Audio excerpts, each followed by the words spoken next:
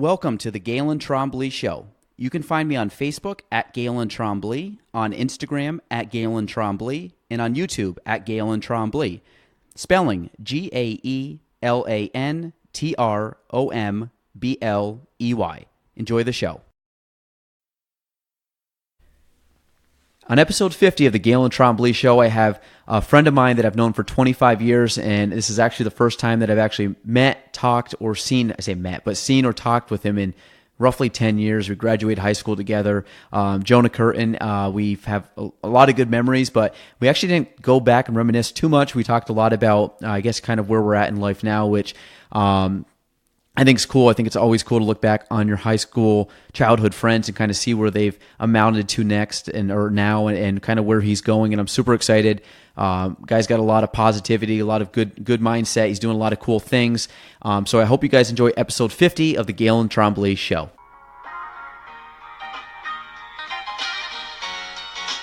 Welcome to the Gaelan Trombley Show.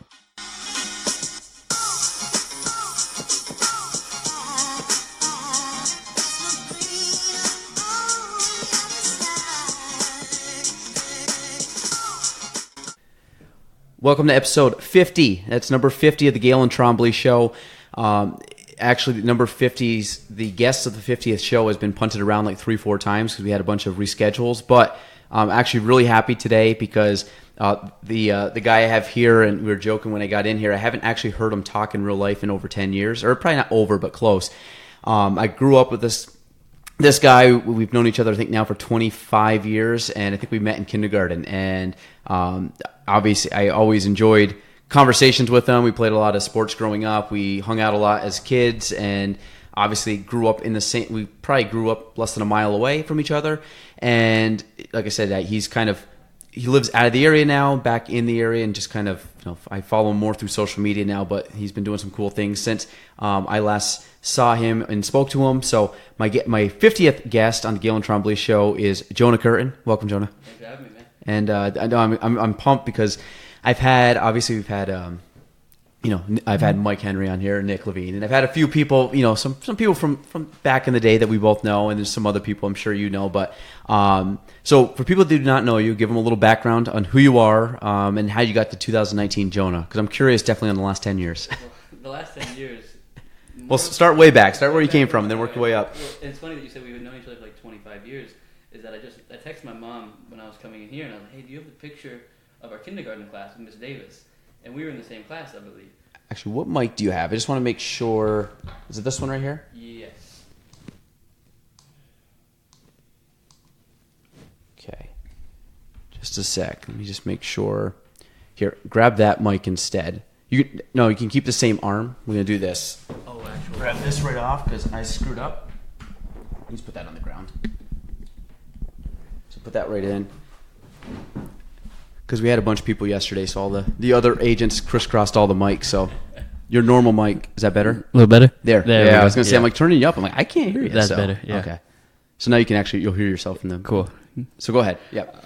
So I think we were in the same kindergarten class. Yes. Mrs. Davis's class. Yes. And so I had the picture in there, and I asked my mom to send it to me because I was trying to get it to you and I to have it so we could look back on it before we started the conversation. Oh, cool. It's at my dad's, and he's not answering his phone call right now. Oh, it's all good. I'll send it to you, too, when I have it. But, I mean, yeah, we grew up literally half a mile from each other. Yeah. 18 years in Shazy. And knowing you, and I always look back real fondly because we didn't hang out in the same circle of friends. We had the same friends. Mm-hmm. But it was cool because you're a very smart kid, and you were always a very smart kid in school. But you also made the transfer over to the kids who maybe were a little more... on the troublesome side too, but you were friendly to everybody, and that was always something that was very endearing because it was a cool thing to see that you can play both kinds of sides of the thing. And now seeing you doing this, like I walked in here today and it was my jaw dropped. I was like, wow, this is amazing. I'm seeing you on social media all the time doing everything that you're doing, and me being someone that loves podcasts and loves social media, I find it super interesting and super cool that you're doing all of this stuff. So after Shazy, I got done, graduated obviously in 2008. And didn't really know what I wanted to do. I got in trouble my junior year in Shazy, the whole big thing. Yeah. And that kind of set me back a little bit. Didn't really have any direction when I got out of high school. tried to go to Clinton Community. School at that point was not anything for me. So then I bounced around for about 2 years. And then finally I was like, well, I got to do something, man. Because, I was 20 years old, 19 years old. And so the military is where I went, did that thing. The military is not what I thought it was going to be. It's a big daycare center. And I mean that because it's the easiest job I've ever had in my life. Maybe I got a little easier deployments and easier service time than my other friends who had been in when they actually did real deployments, Afghanistan, Iraq, and all of those things. I lived on the beach for 3 years in Pensacola. Like, I worked at the hospital from 6 to 2, Monday through Friday. Went home and opened my window and there's a beach view. So I got a pretty easy life in the military. After that, I didn't want to come home because I hate the wintertime. I'm just never going to come back up here in the wintertime. I hear you. And so it was either going to be California or Texas, and California was way too expensive. Tried out Dallas, did that whole thing, served tables, bartended, started going to school in Dallas, fell in love with the city. Have you been to Dallas? You go, and you really should. Are you a Cowboys fan? I'm not an Eagles fan. Proud of you. Oh, that's right. So yeah, never mind. I still remember that. No, keep going. But I will say though, you were a legit Eagles fan because you were in high school and they weren't winning. So and I've become a more Eagles fan, not even because they win, because I live in Dallas and I had to put up with Cowboy fans. I hear you. Okay, I respect that. So I do respect that. But no, I live in Dallas. Lived in the city for a year and a half, right in what's called Uptown. I mean, the main little hub of the area. Bartended and served tables, which in a new city, I think that's the way to go, because I met 1 billion people in a matter of 7 months, because that's all you do is meet people when you're serving tables and bartending. Started school at University of North Texas, where I'm going to finish up at the end of this year. And started my own business. Well, started training, got my certifications for training. Started working at a gym and figured out, I was like, well, they're taking 80% of my money on my commission. And so I was like, well, wow, this is pointless. Started my own business instead, and I love it. I love training. I love being with people. I think I'm a very big people person, so I think that makes my life as a trainer a little bit easier. One, because I enjoy people, and two, because I enjoy fitness. So putting the two things together, it just seemed like a no-brainer. So is that kind of the career path you want to take, is down the fitness realm? Eventually, I think so. Because it's kinesiology, right? Is yes. what you're going for? Yep. Yeah. And I think, because we'll backtrack a little bit. Maybe a year ago, I met a girl, started dating, hanging out all the time, and started getting real serious. So the next move with her was move in together, buy my house, and then start my own gym. That was the goals that I had all lined up for the end of this year. Mm-hmm. I got cold feet about all of it. And so we sat down, we broke up, and I've always had a kind of a dream to go travel the world. And before I set my roots down in Texas and start the gym, start the house, and start the family, I was like, well, I got to go do this whole thing first. And so I'm going to graduate and take off. So you're leaving in January of 2020. Yes. And where are you going, and roughly how long are you going for? Minimum 11 months. There's a long list of places where we're going, or where I want to go. We're starting in Costa Rica, and then Colombia, Bolivia, and Chile. That should take 2 or 3 months to kind of make my way through it. I don't really have anything. There's no time schedule that I'm on, except for I want to be in Thailand for April 13th. That's their new year. And you probably remember RJ, my exchange student. I do. From a long... Are you guys still in contact? We are. We've stayed in contact the that's whole awesome. time. Yeah, I do remember him very well. And so I've always been in contact with him. He's always told me, hey, whenever you can come, you need to stay for a minimum of 3 weeks. I want to show you this whole country. You can hang out. You can live at the house. Yeah. And so I'm going to head to Thailand. That's the only goal that I have, is to be there for April 13th and hang out with him. Have you seen him since? No. But you've just connected on Facebook, Instagram. I have his number and email. I don't know if you remember. You might, and I don't know if you were there or not, or if it's your mom. I remember them dropping him off at the airport, and we actually flew with him in the airport. I know this is crazy. He left, when was the junior year? Was he here a junior year? He was a junior. I think I was in 9th grade. Or 8th grade? Maybe I was we were 8th grade. Okay, so this lines up perfect. We were flying to Ireland, and he left in June, and we had left in June. Yep. We were actually on the same flight from Burlington to Newark, and I remember sitting with him on the plane, which was kind of funny because you guys had dropped him off. So I really think actually the last Shazy person he probably ever saw was me. And I don't know if he remembers it or not, but I remember I sat with him on the plane. I remember we getting to the plane, and we were in Newark, and obviously Newark's pretty big. Yeah. And we had a direct flight going over to Ireland, and I don't know if it was just a direct flight or whatever, but I remember my parents at the time, because he was still a young kid, he was 16, 17, something like that, helping him get to the gate to find it because he was a little confused because there's double terminals and stuff. So I remember we had a little bit of a layover, so I remember them taking him actually to his gate. We hung out with him a little bit, and then kind of bounced when we had to go to our thing, but I think we were the last people actually to see him, and it was really funny because I do remember. I don't know what, like the fact that you just mentioned it now brings it back, but yeah, it was like his real name was like Rutataman or something. Long 17 letters.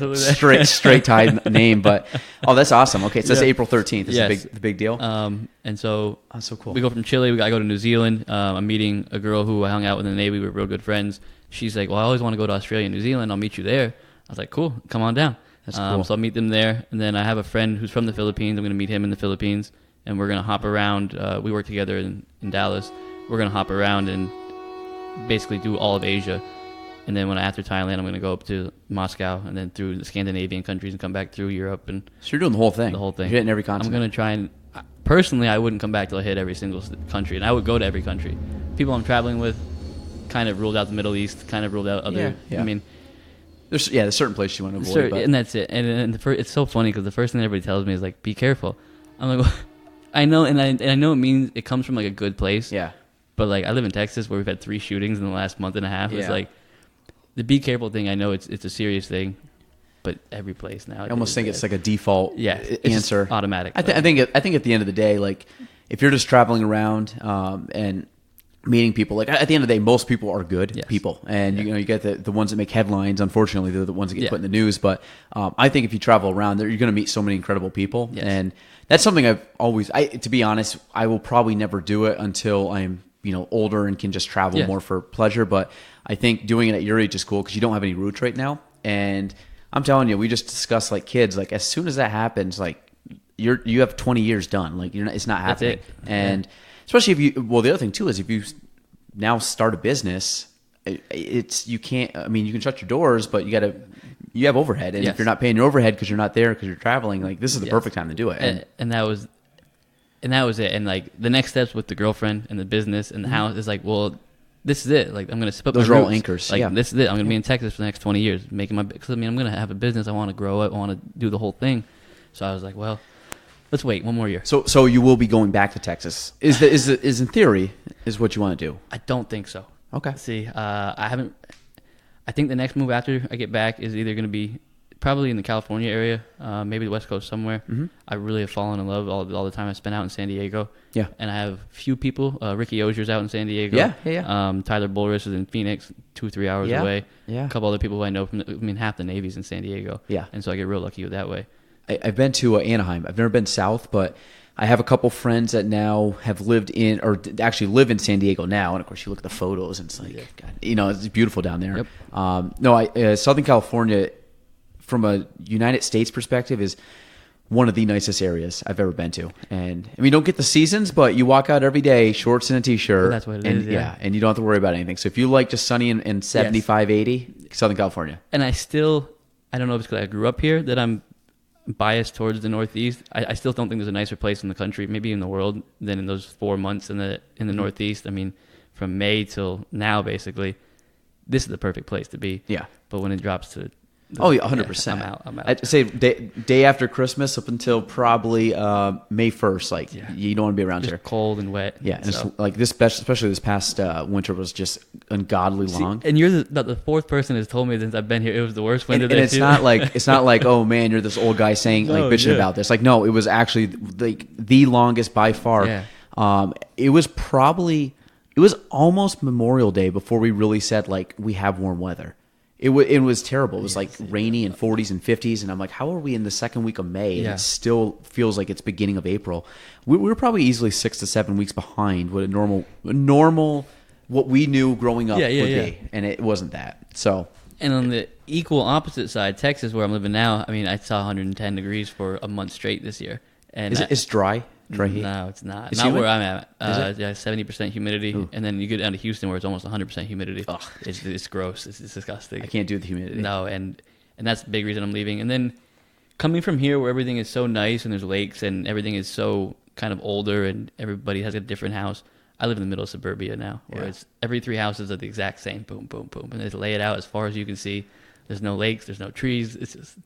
Well, I had some people I was showing homes to from Arizona that moving up from border patrol. And it was funny. They got back and they sent me a text like, we just got back to Arizona and we already missed New York because it's just dirt here. And we always take it for granted. Yes. And I mean, you can look out. Very rarely do you see mountains and you see water next to each other. You have basically here, and you might have like Colorado. Yeah. Like, and it's and if you go to like all the national parks out there, they're absolutely gorgeous. And then you come here, we're like the east coast of that. But again, it's all we've ever known, so we definitely take it for granted. I mean, I go down to Florida once a year, and it's like for me, it's fun to visit. I would never live in Florida. No. Like the humidity to me sucks, and I'm not a huge sun guy. I mean, I'm pasty white. Like give me in the shade. I do like the warmth, but not that warm and humid. So and the mountains, I never thought about it until I couldn't look into the horizon and not see mountains. And now that I don't, and I come home like, wow, this is really nice. Like I can see mountains and there's a view at home. So like when did you move out of the area? Like 2013. Wow. Yeah, 2012 because I joined the Navy. Yeah. Wow. Beginning of 2013. That feels like a lifetime ago. It does. I know. I am a whole different person than I was when I left. Well, when I think about, I have very good, vivid memories up until we graduated high school. My 2008, July of 2008 till probably April of 2013 feels like nothing. Feels like nothing happened. Stuff obviously happened, but I don't really have any good moments where I look back and I'm like, I remember this. I went to college, but I stayed at home. I commuted. I was working during the time. So I didn't really go and like truly go away to college. And I just find that there really was like almost like a 5-year gap in my life that I kind of look back at it as like a dark hole in my life. Not in a bad way. I was fine. I just don't have any good memory of it. Yeah. And that's almost like you had a little bit here, and then your life from 2013 or 12 on is completely different. Kickstarted. And really is the person you are today. Yeah. We've known each other, but we're different people than we were 10 years ago. I'm a different person than I was when I left here 5 years or 6 years ago. Yeah. And I don't know if I can get into it, what happened to me in the Navy and how I found being into fitness and how much I love all this stuff now is because while I was in the Navy, I had a super low point. I was prescribed Ambien and by the Navy, and I got hooked onto those things bad and started abusing them with my friends and started mixing alcohol with sleeping pills. Yeah. Just a heads up, it's not a good mixture. Good cocktail. Not a good mixture. Yeah. They found me passed out on the floor of my barracks room and sent me to the hospital, and the Navy thought I was trying to commit suicide. Definitely not trying to commit suicide, just party a little too hard. But they put me into a mental health hospital for all of Memorial Day weekend, 2015, I think. And I remember we had bunk mates in the psych. So you're actually probably with a crazy person? Literally, and I wake up one night and I look over to my right and he's just sitting right here looking at me. I'm like, nurse, you got to get me out of here. Like I do not need to be here. Like, and so at that point I was like, all right, we got to start making some different decisions. And the Navy gave me a year of Navy mandated basically sobriety and made me go to rehab, do inpatient and all that stuff. So that was part of my naval career, was getting clean. So I'm assuming now like alcohol, drugs. Very, very, very light on everything. I like to drink. Probably shouldn't. Socially though, and then I'm highly aware of how much problems I have with alcohol. It runs in my family. Mm-hmm. So I think for a long time I didn't drink, but then I started bartending, and it's hard to be a bartender and not drink, just because of the social pressures. Haven't had any problems since then, though, so that's the good thing. I think probably, too, because I've followed a little bit of what you've done, and obviously I'd say majority of the stuff that I see from you is fitness or anything that's very related to positive mind, positive thinking, positive. And I'm not like a super like Tony Robbins, like rah-rah guy, but I do get, I not the sense that I need a lot of motivation or I need people to tell me all these motivational quotes. But I do have an appreciation for people that have the positive mindset that it's like, hey, you don't have to, whatever that your field is. Like I do it from real estate. I do it about trying to grow our local area. You're doing it from a perspective of even just self-improvement and also working with your clients that are improving themselves in a dramatic way. Mm-hmm. And I would say more mentally than physically, because we can get into that. But it's the idea that kind of stuff, if you align with people, and I found that as I've gotten older, a good thing happens is you really start to pick and choose, and this happens all throughout life, but I found that over the last few years, I've really got to pick and choose who my friends are and and slowly the people I don't want to be with kind of just, and sometimes they're great people, but sometimes they're just different circles of friends. And as you evolve, and it's good to have your close knit friends. Like I've seen you guys obviously like Tyler and I've seen pictures with you and Ricky and stuff. And you still want to keep those guys that, are your crew from back home. Cause I think there's a benefit to having guys that you grew up with, that understand where you came from and honestly are your extended family. And that stuff's great, but then it's good to find your niche of people, find your people, whether it be people at the gym. And I think just the positive mindset aspect of it does so much good for anybody. And obviously for you being in times where, maybe the light wasn't that bright. And now, like I said, everything I've seen about you and even just looking at you, the way you carry yourself and the things I see on social media, just to me, obviously social media can be a highlight reel, but I think there's a lot of truth to what you say and a lot of things that you show that is actually like, hey, I'm really working at trying to be a better person, trying to improve people, trying to improve my either mental state or physical state. So obviously you had a turning point, and like, what are a couple things that you've now done? Like, what have you added in your life? What have you taken out of your life? How have you basically completely switched a 180 from what maybe 5-10 years ago? The number one thing is staying consistent with my fitness. That is, and when I started working out, I think I was like 130 pounds, and I was very small. Yeah, you weren't a big guy. No, I was a very small little man. And I'm not a big dude now, but at least I'm a relatively fit person. You look more intimidating now than you did 10 years ago. I hope that's a good. I grew a beard basically, but that consistency mindset, where now and you can apply it to everything, is that you don't need to make the change overnight, and it's not going to happen that way. And so, and I even tell my clients, I'm like, get the mindset out of your head that this is going to be a quick fix. And I tell all my clients, this is nothing that we're going to do is going to be fast. Like, if you want to do one of your 6-week challenges, you lose 20 pounds, like, go ahead and find a different trainer. Because, and the analogy I use a lot with clients is like, what happens to poor people who win the lottery? They usually go back to being pretty broke pretty fast. This is a skill. Everything we have to do is a learned skill. Fitness is a skill. You learn, okay, this is how my body reacts to this. Okay, this is how much I have to work out. So the consistency factor for me has been the biggest thing in the world. I got a little obsessed with the fitness thing, and that kind of helped me get clean, because obviously you can't be partying and also be fit. I mean, they don't really mesh. But overall, it's just staying in my daily routine, staying in my daily rituals, and figuring out exactly what I like to do. I like to wake up. I do the same thing every single morning. I listen to positive reinforcement every single morning by somebody. I'm a big Les Brown fan. And it just not being overzealous and trying to get to the end point. It's just like, enjoy what we're doing right now, and don't be too worried about what the results are going to be. Enjoy this process. And it all sounds very cliche, but it's the truth. And there's a reason that everyone kind of passes along those things, because that's what it's about. And then working with clients has helped me the most, because I keep them accountable, but they keep me accountable without even knowing it. Like, you can't show up to a client hungover. You can't show up to a client not in shape. I mean, these are all things that I had to think about, because if I'm still working at the bar, I'm probably drinking, I'm probably doing this. And like you said, narrowing down my friend group, not because I felt like I had bad friends. I just had friends that weren't interested in the same thing I was. And as you said, I think the trajectories that I want to take, you have to hang out with certain people if you want to do certain things. And I think you see that when you're hanging out with people, that they might not be the best person to be around 24/7. And I have friends in Dallas who I absolutely love, but our values and what we want in life, they don't line up. So I can go hang out with them, watch the game and stuff like that. But when it comes down to it, and who I'm spending most of my time with are people who are interested in the same thing I want and want the same thing I want.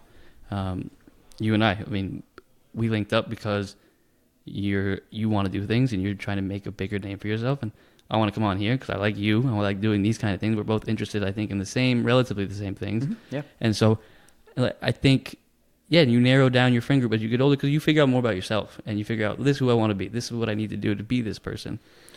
Did you, I read this 2 years ago and never knew it up to this point. Your brain stops developing at 25. Yes. And I did not know this ever. I mean, and it was funny when we're almost 30 now, because you're 30 and you're older than me by a month. I know, I still know that. I always remember your birthday. But the idea is that I found out about this when I was 27, probably turning 28. And I remember reading that, and it really like struck a chord, because like I remember when I was 25, things just started to make more sense. And I don't know if it had to do with the brain development. I don't know if it was just me at my time in my life.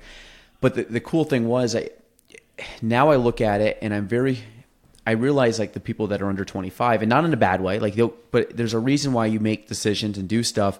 I didn't find out that I really figured out who I was and had the positive mindset until I was probably 25. And I was always a very positive person. And like you said, from high school, I like to talk to everybody. I tried to have as many friends as I could and no enemies. And I've done a very good job throughout my life. There's not many people in life that I dislike. But it's the idea that at like 25, things just were clearer. And I think part of the reason I don't read a lot of rah-rah stuff or like Tony Robbins thing. I say I pick on Tony Robbins, but there's a lot of people that take that it's good for, and there's positivity and everything. And I mean, surrounding yourself with that kind of thinking. But I think that I'm in such a good mindset and such a good frame of mind that I honestly don't want anybody messing with it. Meaning like even just reading other positive stuff. I mean, I get it, but sometimes I'm almost like in my own head, like I'm good. Like I just feel like I have, and it's a really weird, and it's not one you can just, I think you're feeling that now. It's one thing that when you first started, you could kind of read it, but now that it's ingrained in you, you think differently. And it's one where you're thinking the same thing, but I think inherently you actually feel it in like deep down in your soul or being that, no, like this is actually my head and this is what's going to happen. And this is my mindset and this is how I relate to people and talk to people. And my overall intent on everything I do is coming from this position. And I really didn't find that until a few years back, probably around 25. And then it's really gotten stronger and stronger at like an incredible rate now, which makes me feel excited about my 30s. Yeah.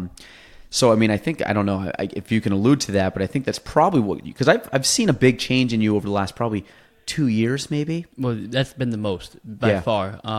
When did you start really getting into this whole thing that you're doing, the realtor and everything? Well, I got my license in college at 20. I started at 21. To be honest, I was as part-time as you could get. I didn't really find a huge passion for it. At 25, I think I started to get a little bit more of like, I think this will be a career.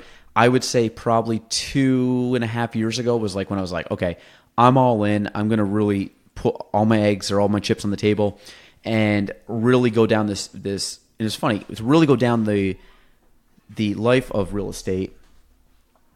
I was going to say randomly walking in. Can you lock the door too when you leave? Okay, sounds good. People crashing the party. But what happened was as we went down and I switched to really being into real estate, then it got to the point where now it's like I've talked about this before, but like my 10-year vision was to be the number one realtor in our county. And as it stands right now, I think there's a good chance I could pull that off this year, which is cool. 1 year ahead of schedule. Very cool. But then it's like my 5-year goal is to be the largest real estate company in our area. And it's funny is how we get there, I don't know, but I know we're going to get there. And it's kind of one like the visualization of it, I can see it.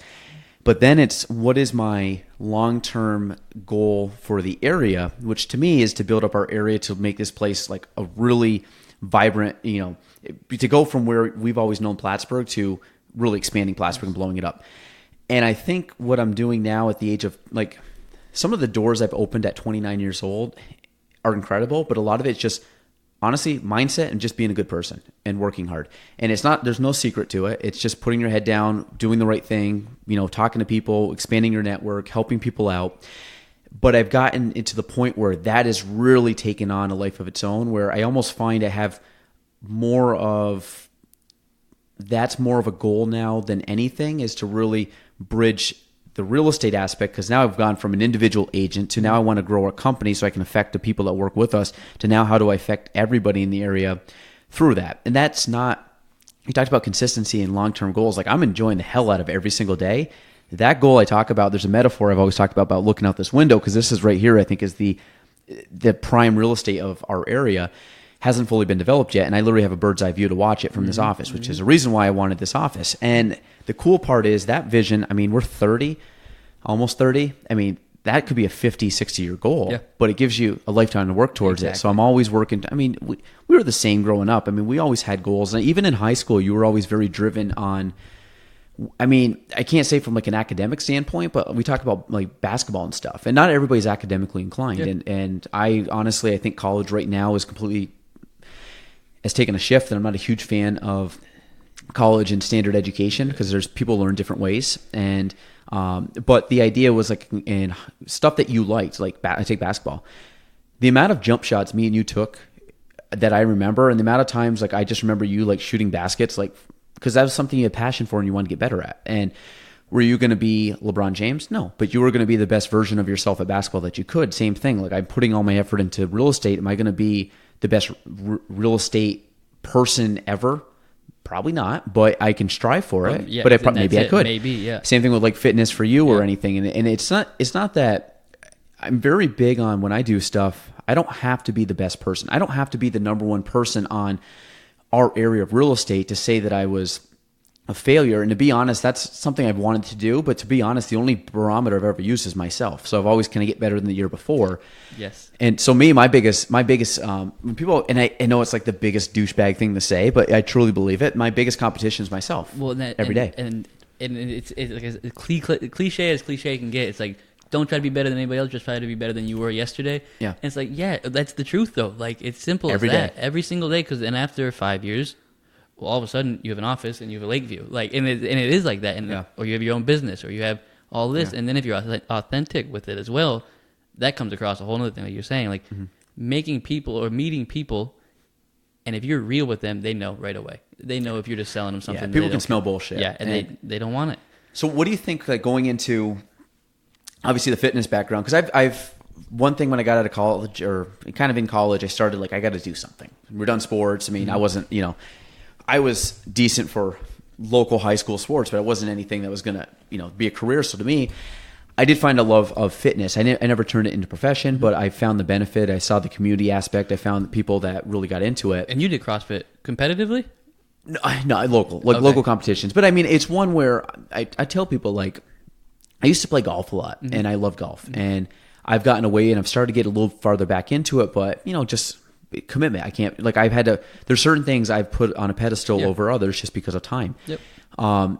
Fitness is one of them, which I've kicked myself every day for not going as consistently as I should. I still try. I'm actually coming to my biggest hiatus right now from it, but it just things aren't stacking up. And I'll talk to you more about probably off air about some things, but it's the idea that I'm always trying to be better, but there's certain things when you talk about a consistency factor of every single day getting better, doing the one step better thing.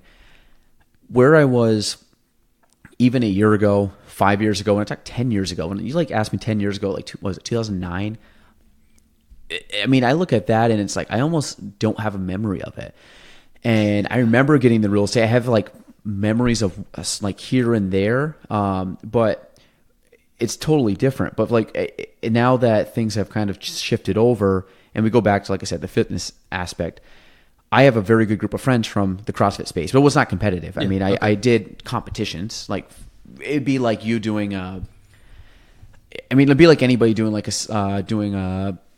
take golf or doing like a competition or basketball tournament or something like that. But some people do it competitively, some people do it for health. I do it for both. Now I'm much more the health aspect of it, just because I honestly don't have a passion to compete in that kind of stuff. But if I put my mind to it, it's like real estate. I've been able to get really good at what I'm doing here is because this is where I'm putting my focus. You do it. If I put my focus into, if I want to put my focus back into golf, I guarantee I could be really good at it or fitness. But so you've gone down the fitness path, obviously.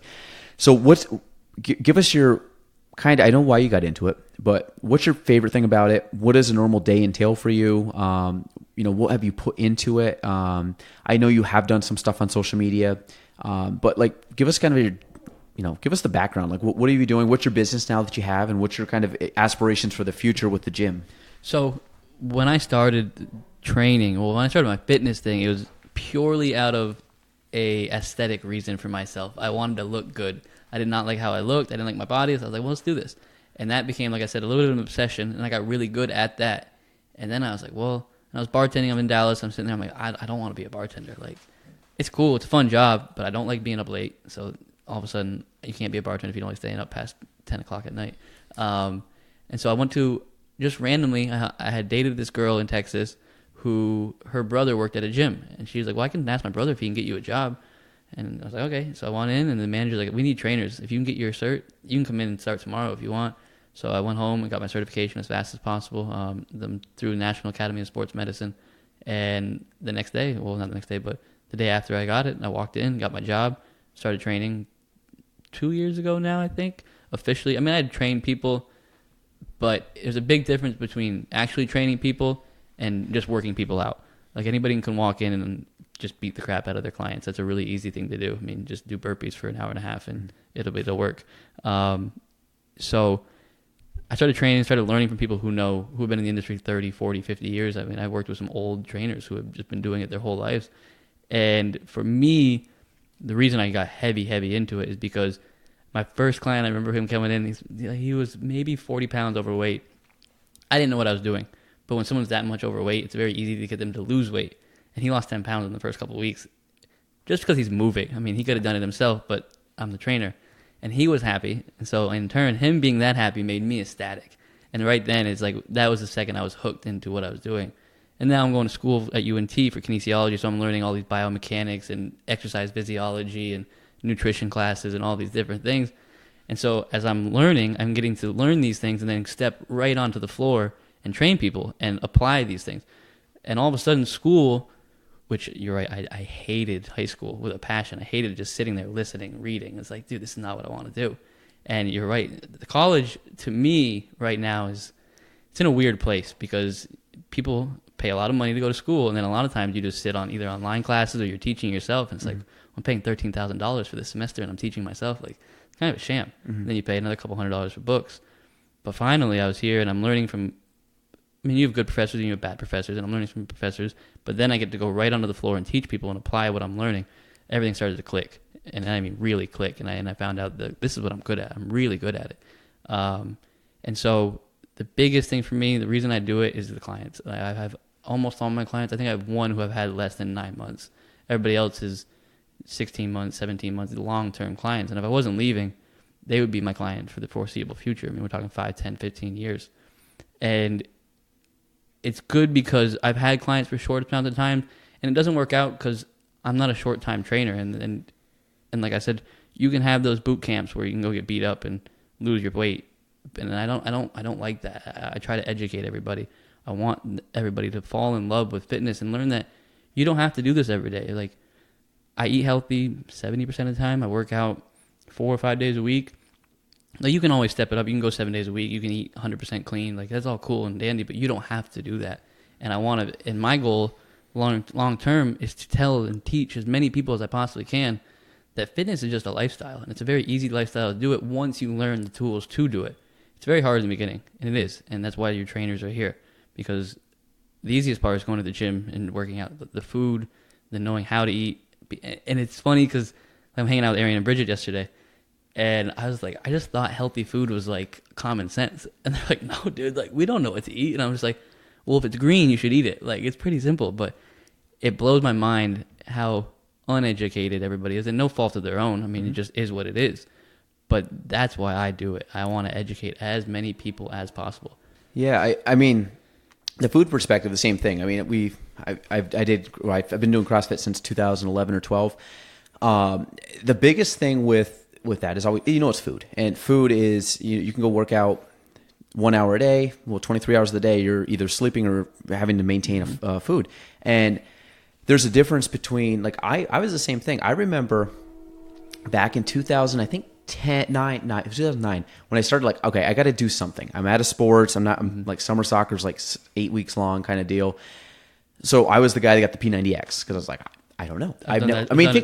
Think about Jay-Z. We never had a weight room. I mean, we had a weight room. It was smaller. It was about the size of this room, and there was like a treadmill in it. Yeah. So we did the fitness course. Like, I didn't know anything about pull-ups. Like, I mean, it's one of those things, like, you don't realize it because you're playing sports, and no kid really wants to do it at a young age. And then I got to the point where, okay, well, how do I look like that guy? And how do I perform like that guy? And then you're like, okay, you got to move. And then they're like, well, you got to eat well. I'm like, okay, well, how do I eat well? And I know it sounds, again, but back when, I'm sure when you started too, it was like, well, let's research this. And I read books and books. I had actually a very big passion for fitness and nutrition. I actually thought about doing something similar to that when I was in college, because I was kind of drawn to it a little bit.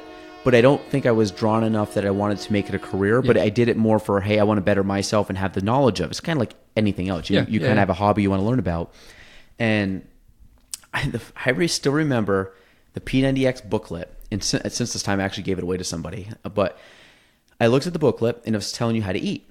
And I was blown away by how much protein they wanted you to eat versus how many carbs you wanted to eat. And at the time, I was like, it wasn't like I ate bad, but like back in high school, like for me, breakfast was like a bowl of plain Cheerios, like plain Cheerios, not like I wasn't gonna have all the sugared stuff. Plain Cheerios and a banana, like with like milk. And I was like, oh, that's like a good breakfast. I got fruit and I got a bowl of cereal. That's good food. Well, come to find out, I'm chugging down 125 grams of carbs before I even walk through the door at school at 7 a.m. No wonder I was falling asleep at 10 a.m. That's that spike, that insulin spike. But you don't, but you don't know about it. So then it's like, okay, well, for breakfast they want me to have 3 eggs, and then they want me to have, fruit, and then they want me to have like spinach in my eggs. Then I'm like, I've never really made eggs for breakfast. I've always had a bowl of cereal. Like, that's weird. And then it's like, well, you need to have a chunk of meat. And I'm like, well, I'll have a sandwich, or why can't I have just like a pizza? Like, maybe not pizza, but you know what I mean? Yeah. Like, it's all these things that I didn't know the balance of how you're supposed to eat. And there's obviously there's keto, there's all these different things. Yeah. I've always been very big on, you need proteins, fats, and carbs. Yep. Organize, make sure you're eating the correct percentage of each. And I was big on tracking, and portion control and things like that, and making sure your balance of macronutrients was correct. And it is funny though, because like back then I was so taken away on like protein. Wait, you can only have like that much fat, and you can only have this much protein, and wait, they're only allowing you to have like a half a cup of rice or a cup of rice, whatever. And you're like, what? This doesn't make sense. And then when you start eating, and now I'm to the point where it's like a no-brainer, even though I'm not, my biggest thing now is just taking the time to prep meals and do stuff. And it's just, for me, it's a time factor, but I still eat good. But you're conscientious about what you're putting in your body. I mean, I can eyeball a lot of things, and I know not to get the fried food over the, I'll get a grilled chicken with salad or rice or vegetables when I go out to eat. But, so for you, okay, so you got the food industry, you get into the helping people part of it. So, and this kind of ties into a lot of things, but you talked about it before, like the hands-on aspect of going into the gym. I'm very big on this when it comes to people. I mean, getting in our industry, but I tell kids all the time, like, should I go to grad school? I'm graduating, should I go to grad school? I'm like, why are you going to grad school? Well, to get my MBA. I'm like, no offense, but you're basically delaying going to work. Yep. That's all you're doing. You're just, because school's a safety net for you. You know how to go to school. Mm-hmm. If you need the MBA to get the job that you want, that's one thing. 90%. Most people don't go for what they go to school for. And a lot of people, like, you don't need a degree. To me, I'm hoping in the future, there's just, people are going to bypass college and just go into specialty courses.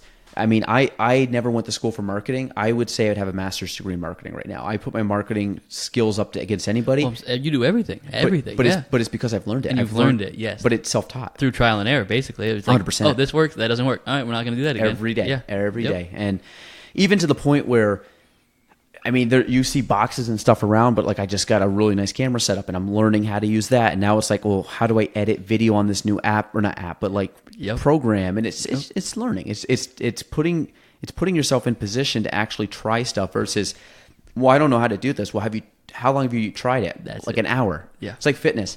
How come I don't have abs? Well, how long have you been working out? 2 weeks. Okay, and that's the biggest thing right now. I'm just starting to get into photography because I want to learn how to do vlogs and photography on this trip. Oh, we can go down that if you want. Well, and I have no idea. And so 5 years ago I'd have been looking at like this is ridiculous. This is too hard. I'm not going to do it. But now I'm like, I don't know how to do it. Cool. Like this is because Google now and YouTube, and that's it. And I think back to me when I started in the gym. I was like, I don't know how to do this. I was like, well, then I took my time. I learned and I learned and I learned. And now 7 years later, I know a whole lot about fitness. And I'm like, I don't know anything about photography right now, but in 5 years, if I just keep doing this just a little bit every day, doesn't need to be much, just 40 minutes here, 40 minutes there, you read up on it, you're going to know a bunch in a few years. And again, all comes back to just being consistent with it. So what have you done anything on photography? Because the reason I asked was because I actually went on your Instagram and I was like, you probably saw me today. I think I followed you on my business account. I had you on my personal one, but I was like, I didn't want to switch my account, so I just followed it. So, but you had something with Lightroom and you were editing. Last week, I was with a girl that does vlogging for another agent I know downstate, and I was picking her brain. Mm-hmm. And of course, talked to her, and you came in yesterday, and I got a wide angle, like a super nice wide angle lens. And of course, I'm nerding out on it. But to me, she's showing me how to do it. I'm like, okay, makes sense. I'm buying it. Literally, I bought it on my phone before the conversation was up. But like I was looking at Lightroom. She goes, I edit my photos on Lightroom. Now, obviously, I take photos of houses and stuff, and I don't know what Lightroom is. I will most likely get Lightroom, and I will play around with it and try it. And for me, it's not anything more than, it's just, that's cool. I don't know how to do it. I'm going to learn how to do it. It's like editing on Premiere Pro. Like that's a heavy duty you know, and like I just got literally a new MacBook like 3 days ago, and I've had one for like 7 years. But like the first time learning it was hard. Now it's no brainer. Like I just bought a new, but camera. I don't know how to put I didn't know how to put the flash up the other day. I was taking photos and I was like, I'm like, Jordan, can you like Google right now? We're at a client's house. I was trying to take photos. We were in the backyard. I go, can you just Google how to get, this is the camera, Google how to turn the flash on.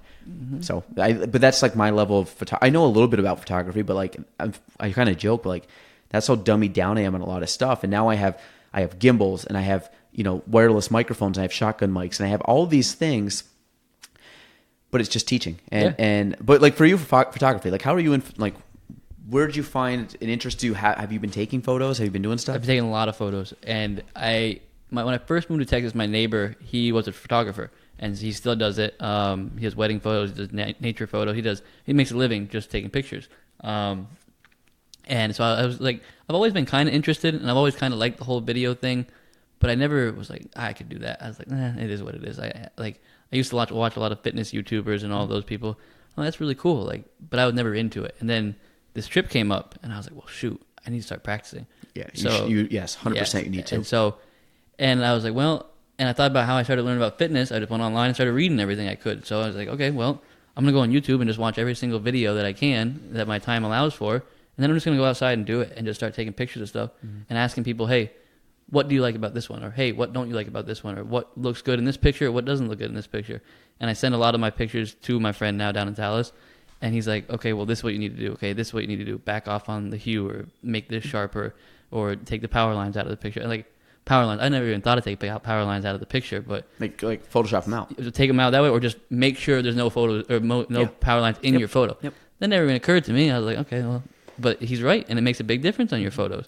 You train your eye. Yes, 100%. And it's just, and I still don't know anything about it. I mean, I've been doing it for a month now, and I have crudely put together 2 videos, one from San Diego and then another one from Zion, which I took last year with a bunch of people.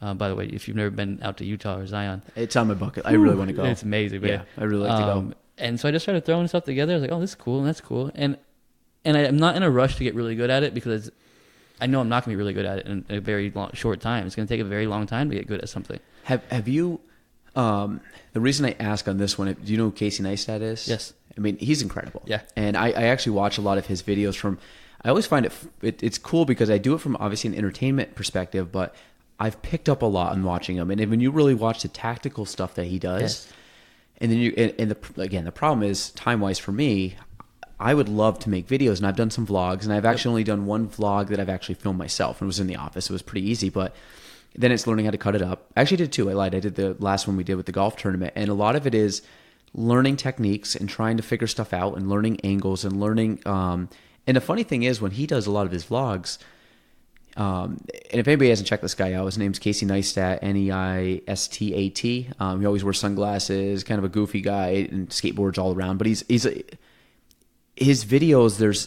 there's obviously an entertainment value to it, but there's a story to everything. Every time. There's a theme to everything. And it could be something funny, but then you talk about as simple as B-roll, as simple as time-lapse, as simple as getting certain angles, as simple as just like picking up the camera and doing these like little technical things that you don't think of. And all of a sudden you're like, that's a really technical move, even though it's such a, we take it for granted. It's a cool movie, cool little short video. But I mean, for you going on a trip like that, I mean, it's twofold. One, it's going to be fun as hell to do one. But 2, think about if you do that for a year, the whatever happens, you look back at on it 10, 20, 30 years, you have kids, you have family, whatever. You can look back and say, holy crap. Like, because you're going to see amazing places, like things that most people will not.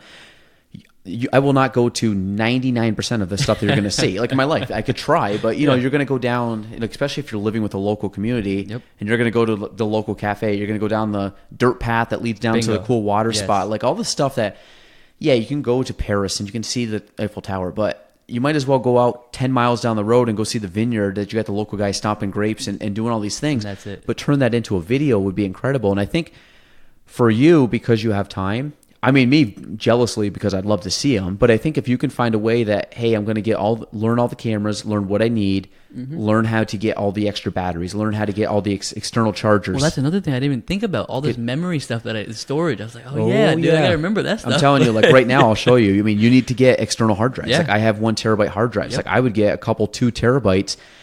just to have. Last thing you want to do is be stuck and all of a sudden, external chargers that are charging. I mean, it's like you may not adapters. Not every country has the same adapters. And you kind of look at all this stuff and it's how do I edit on all these things? And get a camera. I can show you a couple of things I have, but it's like you really just need a couple standalone things. And honestly, probably 10 to 20 batteries. I don't know, 20, but like you probably need 10 batteries that you can just charge and have them ready to go. And then all of a sudden it's like, great, I'm going to need these batteries for the next 4 days because I maybe not be a place with power. And that's another thing. Yeah, exactly. I mean, somewhere in the middle of Indonesia where I'm in a hut somewhere. But I think it's going to be incredible if you can just get it's going to be an investment, but hey, drop $2,000, get it, because I think the memories you're going to make. Yeah. And honestly, like everything else I do, a lot of it is just putting the story down and getting people to understand who you are. Hey, I'm Jonah. I'm going on a trip.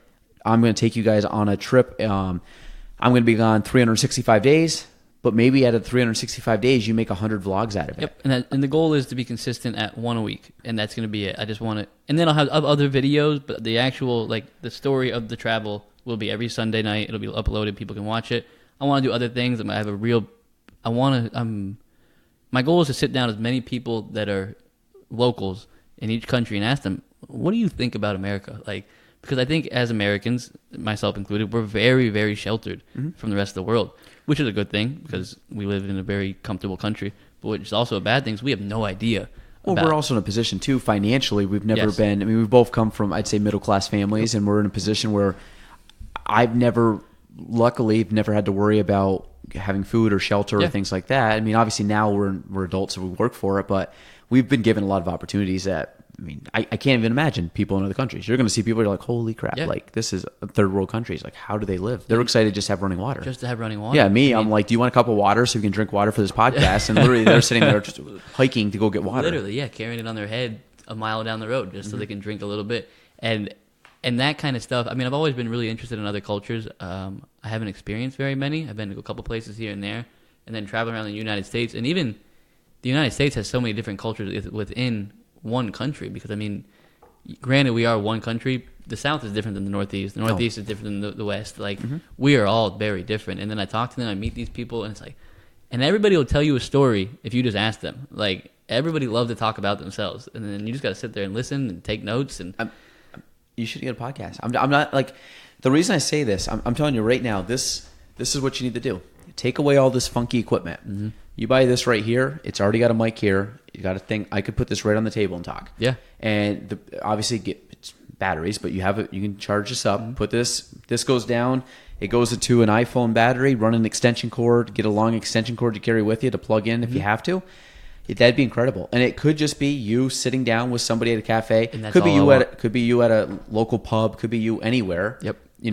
Put it down, have a conversation, whether it be 20 minutes, hour, 3 hours. You just sit down, you have a conversation. I think for you, both of those would be incredible. And the biggest thing about talking to the locals is that, back to the whole be careful thing that everybody tells me. And again, I know it comes from a good spot in their heart that they don't want me getting hurt and getting into trouble. But I don't think we're as different as we think from other people in the rest of the world. And I want to spread that to whoever will listen to me. If it's one person, cool. If it's 1,000 people, even better.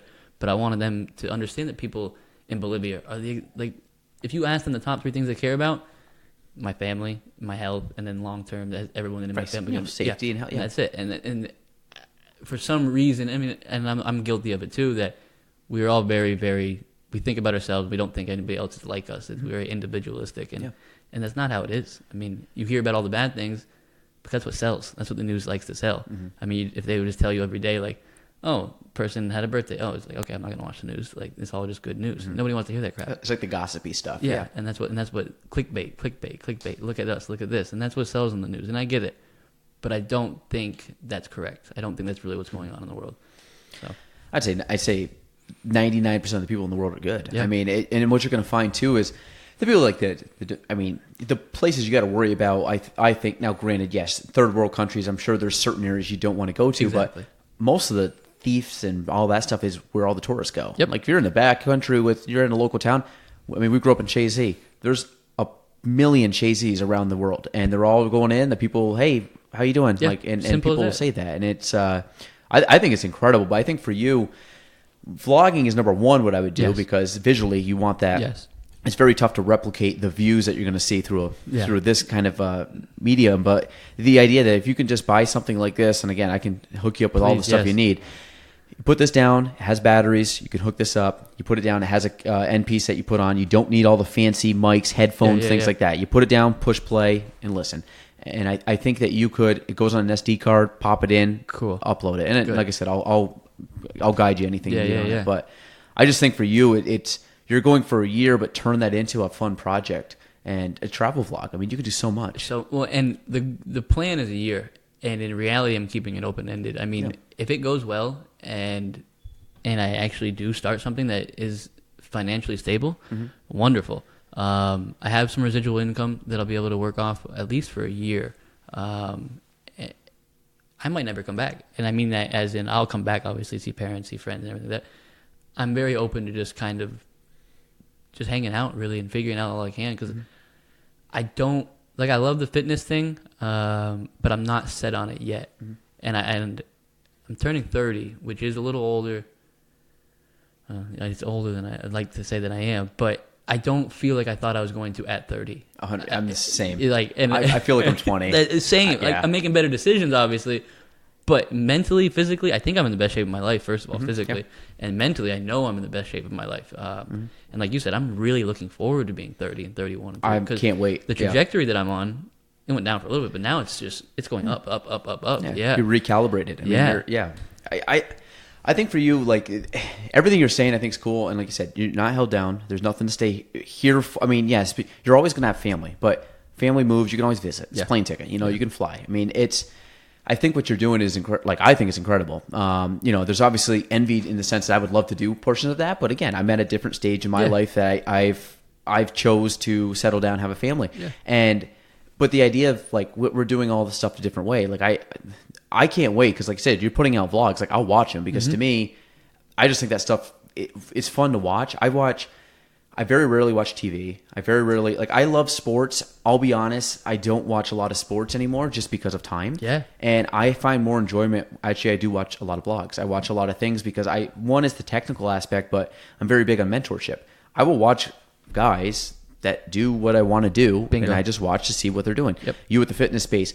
Casey, because he vlogs. I watch other guys that do real estate, and I just watch them because, like, what are they doing? Okay, and I'm very confident in what I do day to day. I understand the real estate industry extremely well, but I don't know everything, and I can always get better. And that's the attitude you like I said, every day I can polish. I can polish a little bit better, and you can know a whole lot, but there's always gonna be someone that knows something different, and you could teach them something. They can teach you something. It's ebb and flow. That it's just. You can't know everything, and the second you can take a step back and put the ego in check and be like, I just want to learn, and I just want to keep learning. This is a continuous process the rest of our lives. Lifetime. You're going to be learning for your entire life. About anything and everything. I think when I'm 60, 70, 80 years old, I'm still going to be like, how can I get better? And will I get better physically? No, but I'll get better physically relative to what I am or try to maintain. Because there's certain things that will slowly slip just because of age. But at the end of the day, it doesn't mean I can't learn more. Doesn't mean I can't do more. Doesn't mean I can't affect more people. And I think as long as I know we're the same in this. As long as I'm working towards a goal that I have a passion for, I'm going to be like jacked up every morning to wake up. Every day. And that's one of my things is like, I really got to step back at times and just say like how like lucky I am to find not even just like say a career, but like every day that I wake up with a positive mindset that I'm like, I'm pumped for today. Like I can't wait to run out the door and go do whatever. And do something that you enjoy doing. And I mean, it's a life that you had to create yourself. And I'm guessing it wasn't always easy to do that. No, you work towards it. And that's what it is. And I have clients and I can think of the couple particular clients who I know they don't like going to work. And I can see them coming in every day and they're just like, they're dragging ass. And I'm just like, you need to figure out what you like to do. And they're young kids. Like I think they're both 23. Yeah, I was like, go mess up a lot, and they're both scared. They don't want to mess up. And I remember being 23 and being like, it has to be perfect, and I was so worried about what I was doing. Do you find that you try to be somebody that you wish you knew when you were at that age? Always love it, man. And it's so funny because they asked me for advice, and I'm like, and I think to myself, I'm not supposed to give you. I'm 29 years old, and like I was a really big fuck up for a long time. And they're like, but they don't see that. They don't see me 5 years ago. They know the me now, and I had to remind myself, oh yeah. And then I'm like, okay, so now I have a responsibility to tell them not what they should do, but just kind of give them a little directional push. Like, hey man, you're gonna die, and it's a very real thing. And for some reason, again, myself included, it didn't click in my brain really until kind of recently. And all of a sudden I was like, oh man, like I need to start doing things. I need to start moving. I need to start doing exactly what I want, because at some point I'm not gonna be able to do what I want to do. And that's what I tell these kids. I'm like, dude, just take the chances. You're not gonna do everything perfect. Like, it's okay. Like, screw up until you get it right, and then you're gonna get it right, and you'll be okay. Yeah, I said kind of same thing. I've had some younger people that work here, and I've had some interns, and I try to not. I don't tell them to do anything. I said, you guys can do whatever you want. I said, number one, I said, make sure that you're always working towards something that makes you happy and you have a passion for. I said, because what you don't want to do is go to work and hate it. But I also follow it up with, don't expect that at age 21, 22, 23. Because the thing is, it's like, I'm 29. I wouldn't say I was in a position that I am now until probably 27, 28. That I really, and I'd say even closer to 28, where I was like, I really see in every day, every month, like over the last year, I've gotten more and more confident.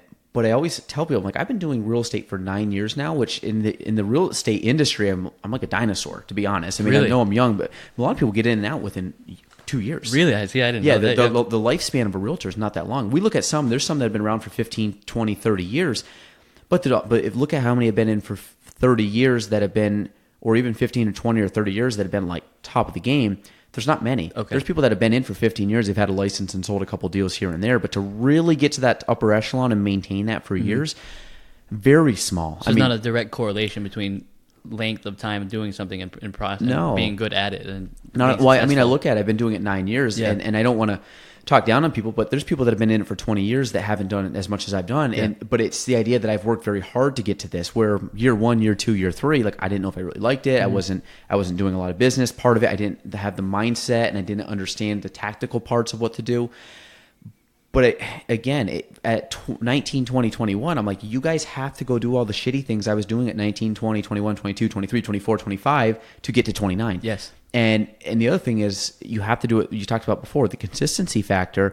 I don't just show up like when I want to show up. Like, there's a reason why I get up at 5 a.m. There's a reason why I work 14 hours a day.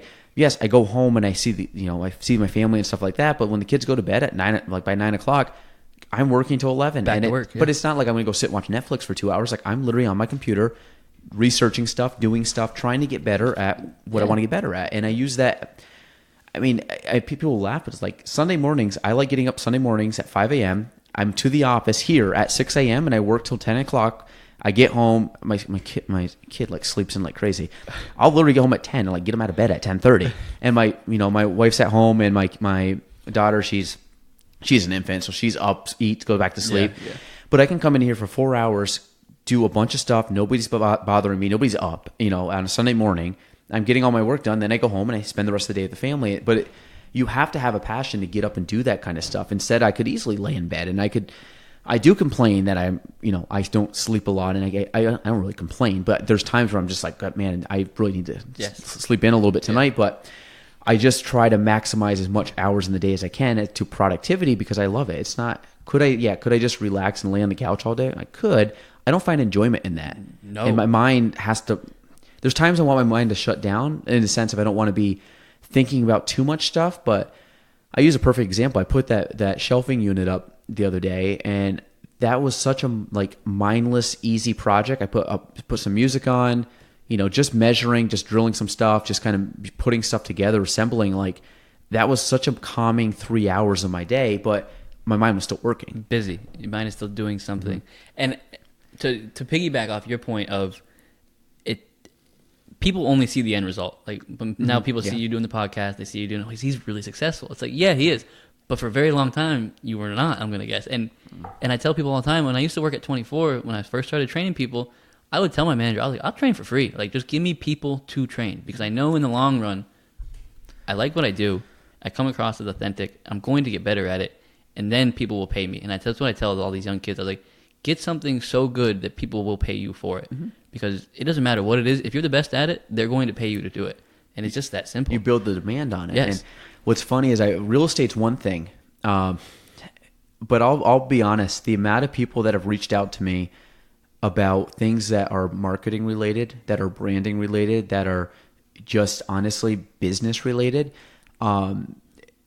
and the thing, like, I got to kind of always take a step back and really just kind of, I call it looking in the rearview mirror. I do have to stop at times, look back and appreciate, okay, like almost pat yourself on the back a little bit and say like, hey, you've done awesome this past year. Obviously my mindset is just get better, grow. But I do have to take times back and reflect and say, hey, you have, really like appreciate what you've accomplished. And I always look at, there's stuff that I should not be able to do, and I should not be in the conversation or at the table at things at 29, but I've gotten there. And again, this is probably just my own mindset, is that I just don't think I'm that old. I'm 29, but to me, I still feel like I'm a kid, but it's the idea, like, how do we, then I look at it, and even though I kind of have to like pinch myself at times and say, how am I in the conversation with this person or sitting at the table here at my age? But then I look back and I said, I've worked my ass off to get here. And then the other thing too is I have 100% confidence in myself. And I put a post out the other day. I said, if you have a goal, I said, you have to be confident. You have to believe in yourself. And I said, you always have to bet on yourself. Always. And I said, very rarely, and I mean this, I was always the kid, and I guarantee you were the kid too. If they're like, hey, hit a jump shot to do this or that, do you want to take the shot or pass off the pass? I'm taking the jump shot. I'm shooting every time. I'm shooting because I don't want to let someone else control my outcome. Yep. And what's funny is like doing that was a subconscious thing I've always done in my life, and I never thought about it. And now that I can look back at it, I'm like, oh, that was ingrained in me to want to take the shot, now, was I always given the opportunity to do that? Like I'm saying, like in a sport analogy. That might have been my bad too. Yeah, like a sport analogy. A sport analogy would be like, are you going to be the best player to take the shot? Yep. But if it's a one chance thing, like do you want to make the decision? Do you want it, like I want it to ride on my decision. Like I want to control the outcome, which is part of the reason why I want to be my own boss. Like, bingo. Yeah, and for you, man, 100%. Like I always look at it, and I'm super laid back in the sense I don't want to force, and we have some people here that work here, like that are salaried or and they have a schedule to abide to, but I'm fairly open. I'm like, get your work done. I don't care if you have to go run an errand. I don't care. Just get your work done. Yep. I'm good. But for me, it's like I don't want to ask somebody if I can take a day off to go hang out, especially when my kids get older, to go on a school trip. Or for you, it's like, hey, I want to go travel. See ya. Like I'm going to make that decision. I don't want to have because do I have sick days saved up? And I just like the aspect that I have full control of my life. And you had mentioned before about the person complaining about their job and stuff. I get it, and not everybody, you can't just jump ship. You have financial obligations. Yes. But you also have a lot of time in your day that's wasted on dumb shit that you can sit there and you can focus on, how do I get from point A to point B? I want my life to look like that. Here's the stepping stones to get like that. How am I going to make it happen? You might have to punt off going out at night. You might have to punt off like me, I love golf. I have to punt off golfing all the time, or I have to punt off, whatever. I mean, name it. But you have to make the time to make and like for you, that's what you said. You got rid of the things in your life that weren't leading you on the path you wanted to go down. And then you have the same people who are complaining about their job that want more free time, then turn around and don't do what they need to do, and then they come back around and they start complaining. And it's like, well, man, you can't play both sides of the fence. Like you have to be in and be all in, or don't complain. Because it's just, that's how it is. Like, if you want the life that you want, eventually you're going to have to go in all in for a very long time. Yeah. And, well, I mean, I look at that too. Like, I got a vision for my life that I would like to have. And is it fully set in stone? No, it's not. It's not. I always say it's vivid, but it's not. I don't know all the exact details. But I'll tell you, I have an idea roughly. Sorry, folks. I'm fixing my mic just because I always get neurotic and fidgety. But I have roughly an idea where I want to go. But like you said, 10 years ago was way different. My life now is way different than I ever expected at 20. My life at 40 will be way different than when I turn 30. And it's not. And I pray to God that it's better, but I kind of know in my head it will be because that's my mindset. But it's the idea of I don't know what the situation. Something will throw at me at age 34. Yes. And I have to adapt to that. Yes. And maybe it's good, maybe it's bad, but I have to adapt to that and try to always, like my thing is life, you want to hit a straight path. You're never going to do it, but what you're going to do is like, it's like almost like Pong.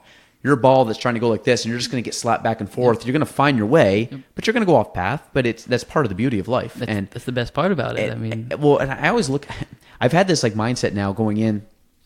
Like, I'm so pumped when people say, like, getting old. The only thing that I think I would miss about getting old, the only reason I wouldn't want to get old is, like, now is, like, the old dad moment, like, nostalgic of, like, my kid's like a kid. But, like, me personally, like, I don't really care if I'm 30, if I'm 40, if I'm 50. Like, I'm so looking forward to just future. And I love the present, don't get me wrong. Like, I love the past, but I'm so excited for what I'm doing now because I can't wait to see the end results. What you get to create. Yeah, yes. and it's part of it's the journey. It's and if you can't appreciate what you're doing in the second that you're doing it in, like, you're never going to appreciate the rest of it because, man, like, you're always going to want more. You're always going to want more. You're always going to want more. It's like, man, relax, take your time, enjoy what you're doing, make sure you're building towards the future, but make sure that you are really in the present to know that you are loving this part and that you're enjoying it. You're becoming a better person over a day, every day.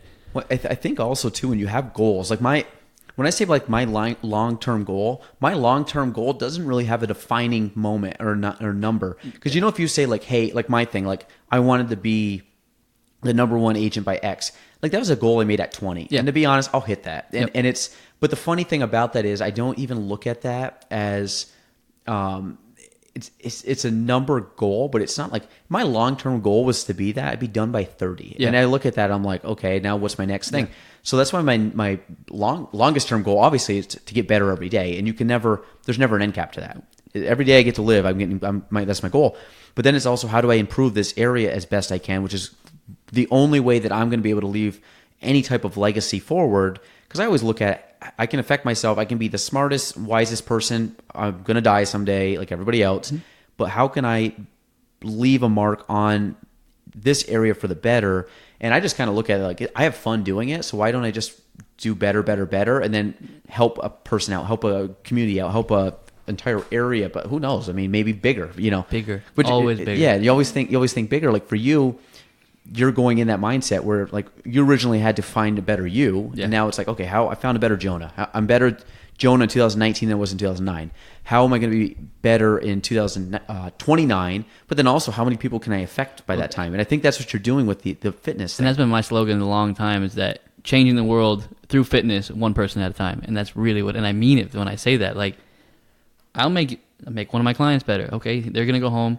They're going to pass a little bit on to somebody else. They're going to pass a little bit on to somebody else. And it's next person. Oh, yeah. And if they're getting happier, well, their spouse is probably going to be happier because they're happier. Mm-hmm. And then their family's a better family.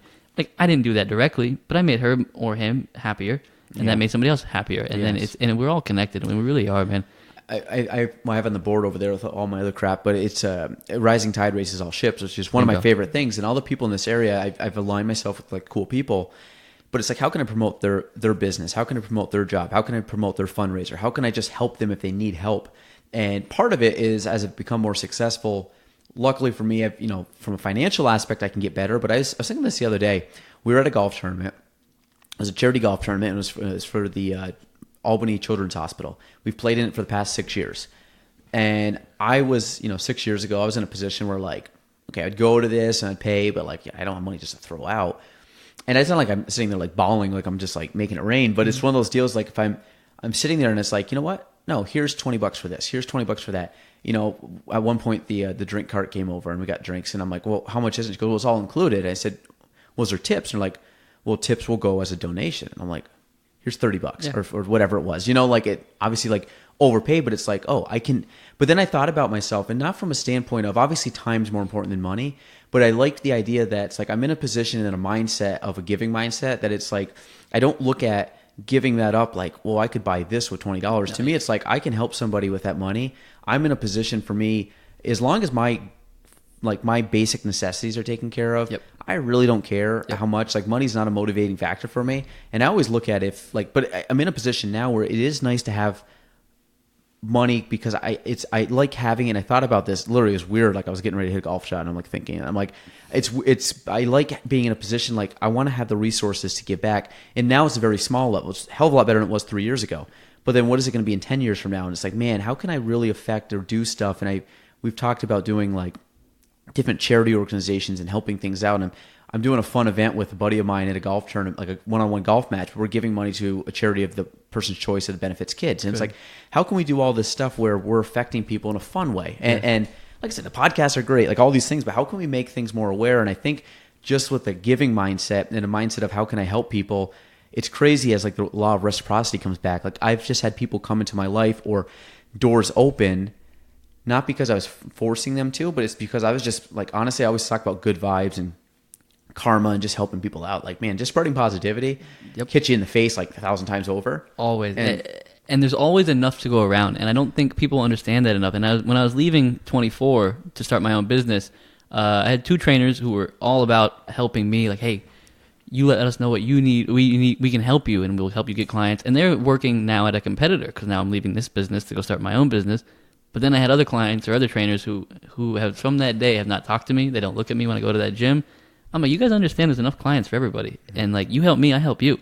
Because now when I was starting this business, I talked to the trainers who wanted to help me. I was like, hey, we can do our own little thing. We can start our own little business. I'll bring you guys in because one of them doesn't want to be a number 1. He wants to be a number 2. He's a trainer and that's all he wants to do. Yeah. I'm like, good, because I like running businesses. I found out that I like creating this whole thing. Mm-hmm. And I was like, when I can, I'll bring you along. And you'll make more money than you ever would make here. But I'm not going to help somebody that doesn't want to help me. And I never understood. Neither of us are getting anything out of this other than just helping each other.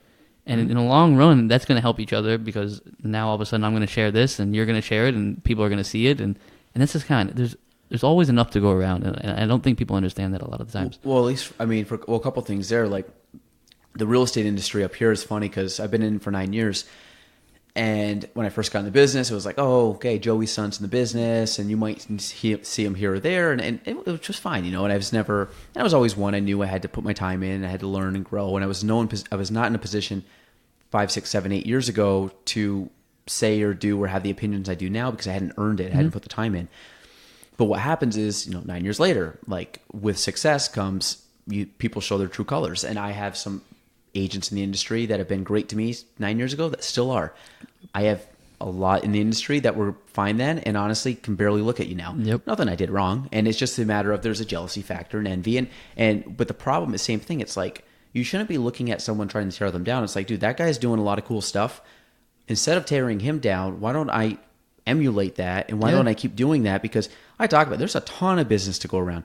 And I never look at anybody like, man, I lost this deal or lost that client. Like, I don't care. No. Like, literally, money does not affect me. I try to help as many people, and I actually feel bad sometimes if people don't come with me because I know they're going with an agent that's not that good. I'm like, oh, no, good luck. Yes. But there's sometimes agents be like, hey, I'm going to go with this other agent. I'm like, fine, they're great. Like, they'll help you out, and I have no animosity at all. And then, like you said, going back to like helping people out, people on the podcast is great, but like even you living in Texas, we're connected so much nowadays.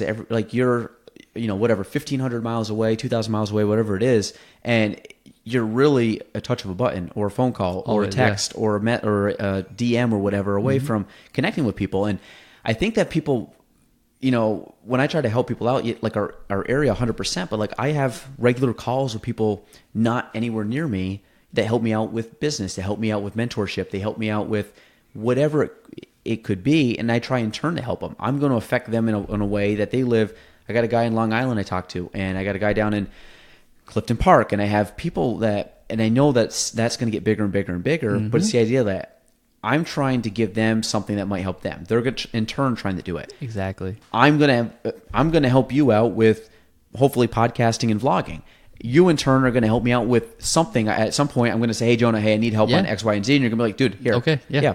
Like here, hey, what was that? You're going to start doing stuff on vlogging. Like, dude, how'd you do that? Okay, this is how I did it. And it's a lot of just, I mean, to me, it's just help people out, man. Because like, I don't know. I could beat this thing to death, but I just like what you're doing, man. Because it's a lot of the stuff is, we need more of it. But like I said, I audit my social media all the time.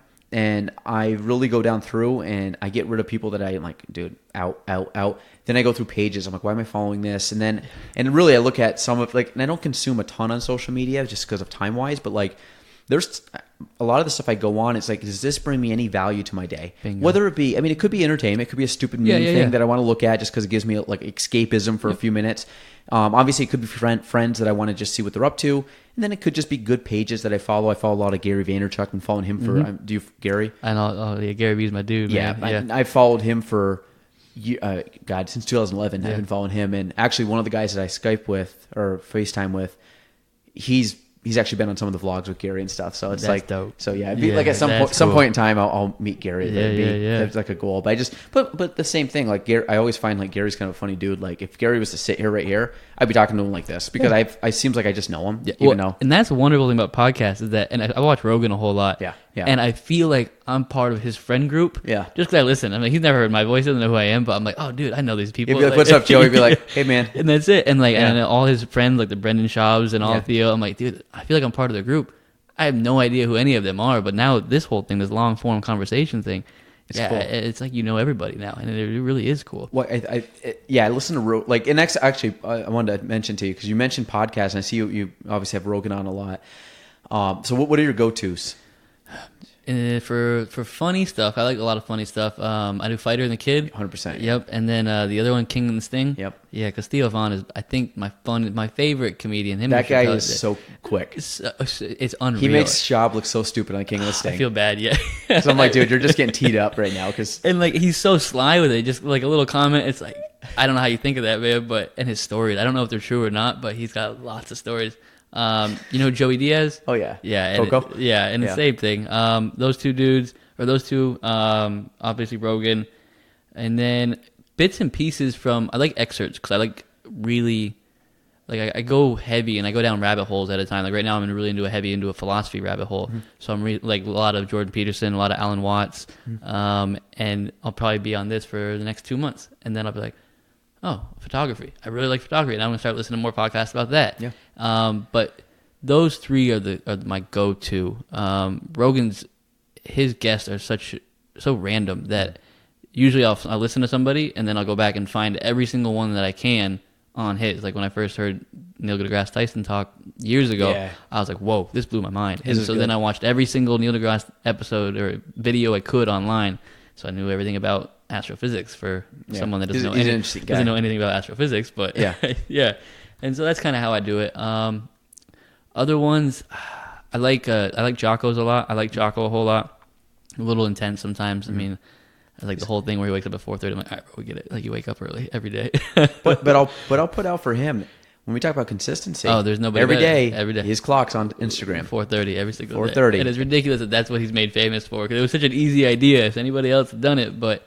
Yeah, he's an intense dude. Other than that, probably not enough. I get very narrow-minded about my podcasts. No, I'm kind of the same. Like I have a lot of audiobooks. The problem is sometimes with audiobooks with me, I like them on long drives. I have a hard time focusing on them in like quick 15, 20-minute trips. If I'm going on a trip, cross-country trip, I'd say cross-country, but like if I'm driving even just down to Albany, it's a 2-hour trip, I can easily put on a audiobook, and that's beautiful. I love it.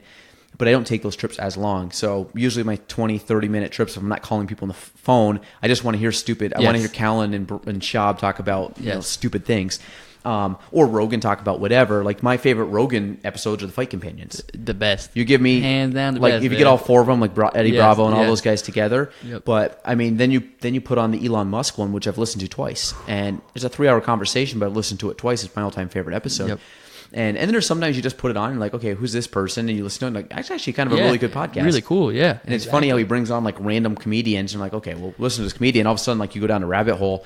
And for people like, to me, Joey Diaz is hilarious. One of the funniest people ever. I don't follow his actual podcast because I got to draw a line at some point because you can go down a rabbit hole like Bert Kreischer and Tom Segura just started one. And I'm like, I got Fighter and the Kid and I got Rogan. And that's pretty much all I can do. Theo Von's, I have his downloaded. I have Andrew Santino's downloaded. But like I can only listen to so many. Exactly. And realistically, like the Santinos, I just listen when he brings Gaelan or Schaub back on. Bingo. So I might as well just watch Fighter and the Kid. And but like in Theo Von, same thing. Like or Chris D'Elia. If you get Chris D'Elia on like a Fighter and the Kid, I just die laughing. That's it. That whole little group going back so and stupid. Forth, but I think being a fly on the wall at the comedy club must be so fun to hang out with those dudes. Have you ever been there? No.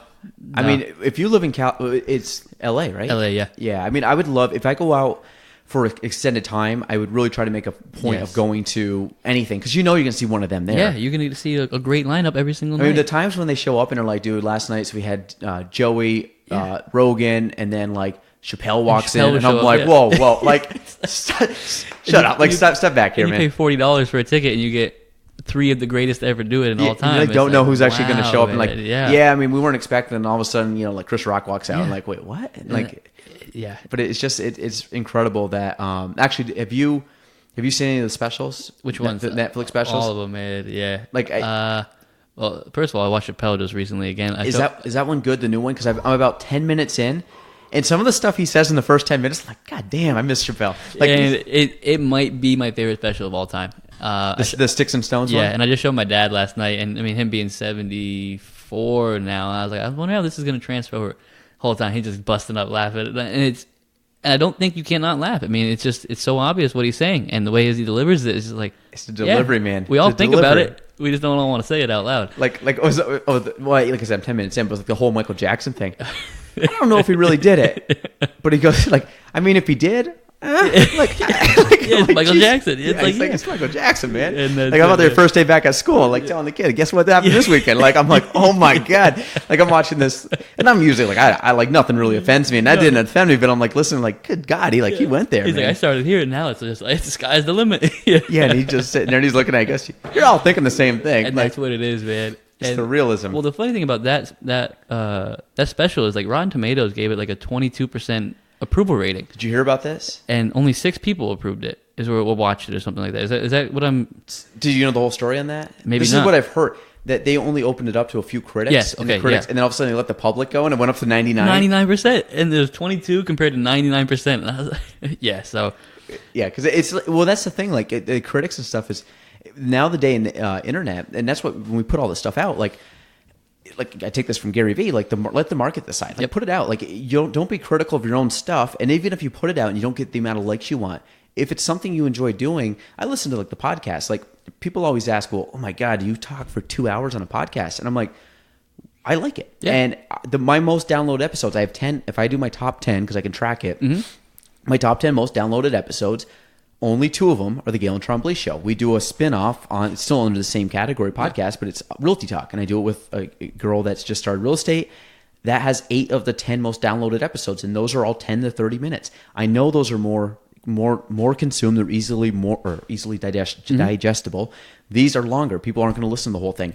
But what's funny is when people come up to me more and say, oh, that episode of the Gaelan Trombley Show, like when you actually listen to them, people do like them. Yeah. They're hard. I don't get as many downloads, but I find that the people that do download them, enjoy them more than the Realty Talk. Yeah. Realty Talk's more informative, but the same reason. Why do I sit down and listen to, Joe Rogan talk to Brian Callen for the 50th time? For 3.5 hours. I love it. Because you enjoy it, and you can, and it's like, it's cool. It's mindless, and it's a conversation, and it's fun, and I find they're entertaining, and I find even if maybe they're not complete subject experts, they sound like they know what they're talking about in certain things. Yeah. And if not, it's more than I do. So I'm just like, true. Like Brian Callen starts about talking like the wild lions out in he's an insane man. He has Djibouti or something. I'm like, what is this guy talking about? But I'm like, it's amazing. And I just find that like all that stuff like podcasts to me, that's why I started it, because I like it. And there was no other reason. Now, obviously, the Realty Talk I use from it gives me my real estate. It can scratch the itch, but I can also market that in different ways for content. But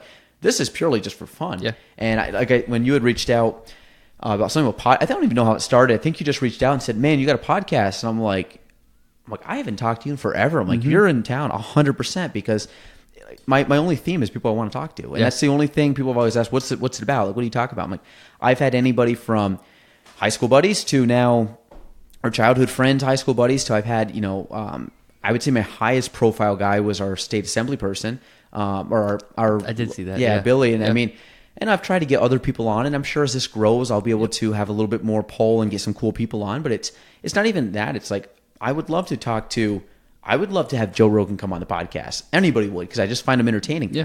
If you told me, hey, this guy's got a podcast, I'd be like, it's downloaded by like George Carlin. I know has a huge podcast. I've never really listened to it. Would I care to have George Carlin sitting here? I'd probably ask him about podcasting, but I don't really know about him. So like to me, I would much rather talk to a friend from high school like we are and shooting the shit versus that. And that's one of the things they talk about Rogan is that the amount of people that he's turned away because he's like, that's cool, but I just don't have any interest in him. So I'd rather talk to my boy that does comedy on the third hour of the Comedy Store versus this person. And I just find, I find it's, well, I mean, for him, obviously, he makes a living, but it's kind of cool that you get paid to talk to people you want to talk to, and people will fly out to talk to you. Yes. Well, and then come full circle with the authenticity thing. I think podcasts work so well, or podcasts that do work really well, is because it is an authentic thing. It's you and myself sitting here and just talking, and that's all. Well, the other thing about a podcast that's cool, it's long form, but think about, we've known each other for a long, long time. How long have we talked for 2 hours in a row? Probably never. Zero. Probably never. No, we might have been hanging out for over 2-3 hours and we're shooting the shit, but we got other people and we're just kind of hanging out doing things. But you're not really having like a deep conversation. And the other thing is too, like we haven't checked our phones in an hour and a half in a 2019 world, especially, I mean, I'm glued to it 24/7 because of work, and I'm sure you are, have quite a bit of contact with people on online. It's nice just to kind of strip everything down back to basic human interaction and just talk. And I think that a lot of it, for me, it allows my mind just to kind of decompress. Mm-hmm. So like a lot of this, again, why do I do 2-hour time frames? It's like, honestly, it just allows me to just relax and focus on one thing. Well, coming off that point then, with my client, and I make this point to all my clients, is that all my clients and myself, we're very good friends now. And I consider all my clients my friends now, not even just my clients. Like, they come in, I know about their lives, I know their families, and I tell them all the time, like, where else do you put your phone down for an hour 2 or 3 times a week and just talk to the person? I was like, it's like me and your hairdresser, and that's it. Yeah, true. And the bond that I'm creating with all these people because of that is because there's no interruptions, because now there's interruptions 24/7 with everybody. Mm-hmm. And so I think that's one of my another things that I love about training. Do you also find too that people are in a vulnerable state? In your space? Oh, 100%. Yeah. Because it's my space. Like, yeah, it's my space. And they come in, they're a little hesitant about the gym. But also, they're out of shape. They're a little bit intimidated. Yep. They're self-conscious, and they're going into a world. And obviously, anybody's, but you were there. I was there when I first started. And you get to the point where now you walk in like, okay, this guy knows what he's talking about, and I don't know how to do whatever he just told me to do. So I find that there's a trust factor when you accept them, that like, okay, this guy actually does want me to get better and doesn't give a shit that I can't, I can't squat with anything. I can barely squat down to a box. Yep. But every day, and then all of a sudden, like 3 weeks later, now I can do it, and he's still there, and he's still pushing. And I always make sure to mention to my clients, I was like, hey, remember when you couldn't do this? And they're like, yeah. I'm like, and now it's easy? They're like, yeah. And I was like, see? Yeah, looking in the rear view. And then it's awesome because then we'll do something where they can't do it. I'm like, yeah, you can't do it right now, but we're going to come back in 2 weeks, and you're going to be able to do that. And then we do it, and they're like, cool. And then that transfers out of the gym where, oh, now if I just take my time, things will happen. So that was my other thing too. So there's a couple things, and again, I'm in a little different space as like in the CrossFit community, is that you work out with your peers, and the thing is, when people come to CrossFit, they're like, well, I see the guys on TV and stuff, and I'm like, that's like watching Tom Brady throw a football. Yes. Like, it's not the same thing. I said, if you go down to your local gym or local CrossFit box or whatever, and you go in there, you're going to have the 50-year-old mom, the 60-year-old dad, the kid in college, the overweight person, the phenomenal shape person. Mm-hmm. They're all doing everything. Fitness is completely universally scalable. You can do anything in fitness, down to a wall push-up, down to freestanding handstand push-ups. Like, you can do everything. But the idea is that eventually you're going to go from here to there if you want to do it over time. And it's really not that long of time if you look at it. I mean, for me, I really got into it probably 2 years. I got really good and I got pretty fit in 2 years. And all of a sudden it's just kind of keep getting better and better. But the biggest transformation for me was the mental standpoint. And maybe because when I say 2013, that's when I met a lot of people at the gym. And a lot of them have become very good. Like, honestly, some of my best friends, because we're all in the same space. We want the same thing. People that go to the gym, your clients, people that you associate with at the gym, they're there to make themselves better. Otherwise, they wouldn't be there. Obviously, if you see them on a consistent basis too, they have something in their being that means, I want to work, I want to get better, I want to put in the work to get better. And I find that I take a lot of stuff from the gym to the point as simple as like doing yard work, to as simple as like, okay, I'm just going to plug through it one step, like one rep at a time, one step at a time. Exactly. Or it's the idea that now that you're a little healthier, maybe you have some confidence through the social part of being at the gym, you obviously look better, then all of a sudden that translates to, okay, I don't feel as intimidated going out at night or meeting a girl or something like that. Or maybe I don't feel as intimidating going into a meeting because I walk a little bit more confidently. And I think there's so many psychological benefits, and there's so many like emotional benefits, and the physical benefits, that's going to happen. Yeah. I mean, the groundwork's there, but it's like when you hit that mental switch, man, I find that, like you said, if people are opening up to you, especially because I mean, I'm sure you've had people come into the gym ecstatic. I'm sure you had people come in pissed. I'm sure you've had people come in crying. Yep. I'm sure you've had people come in literally like, I don't even know where to go. I just got fired from my work, or like, my God, I just got fired, or I didn't get the internship, or I didn't get this or that or the other thing, or someone died in their family, and like all these events. But then it's like they come back to you 3 days a week, and that's like a grounding thing. That's the one consistent thing. Yeah, put your phone away. Yep. Hey, it's me and Jonah. We're doing a rep. Hey, we're burning off some steam. Okay, you had a bad day. Okay, do a few more burpees. Okay, punch the punching bag. Push the sled. Exactly. And no, I think it's cool. I think all the stuff you're doing is yeah. I'm just pumped for you on just everything you're doing. I do appreciate it. So also get away from kind of the fitness space. Like what do you like? What's Dallas like? What do you do like a normal day in Dallas? I mean, you work obviously, but like what's cool out there? Because it's totally. I've never been to Texas. Yeah. What is cool in Texas? Well, we have the Cowboys, which is not cool, but how far is Arlington from Dallas? 15 minutes, 10 minutes. Oh, it's not okay. It's pretty close. Yeah. Because Texas Rangers play in Arlington. They do, right? Yep, and they're putting up a new stadium right now with a retractable roof because nobody was going to the games in the middle of the summer because they're not good, and it's 120 degrees, so it's a recipe for disaster.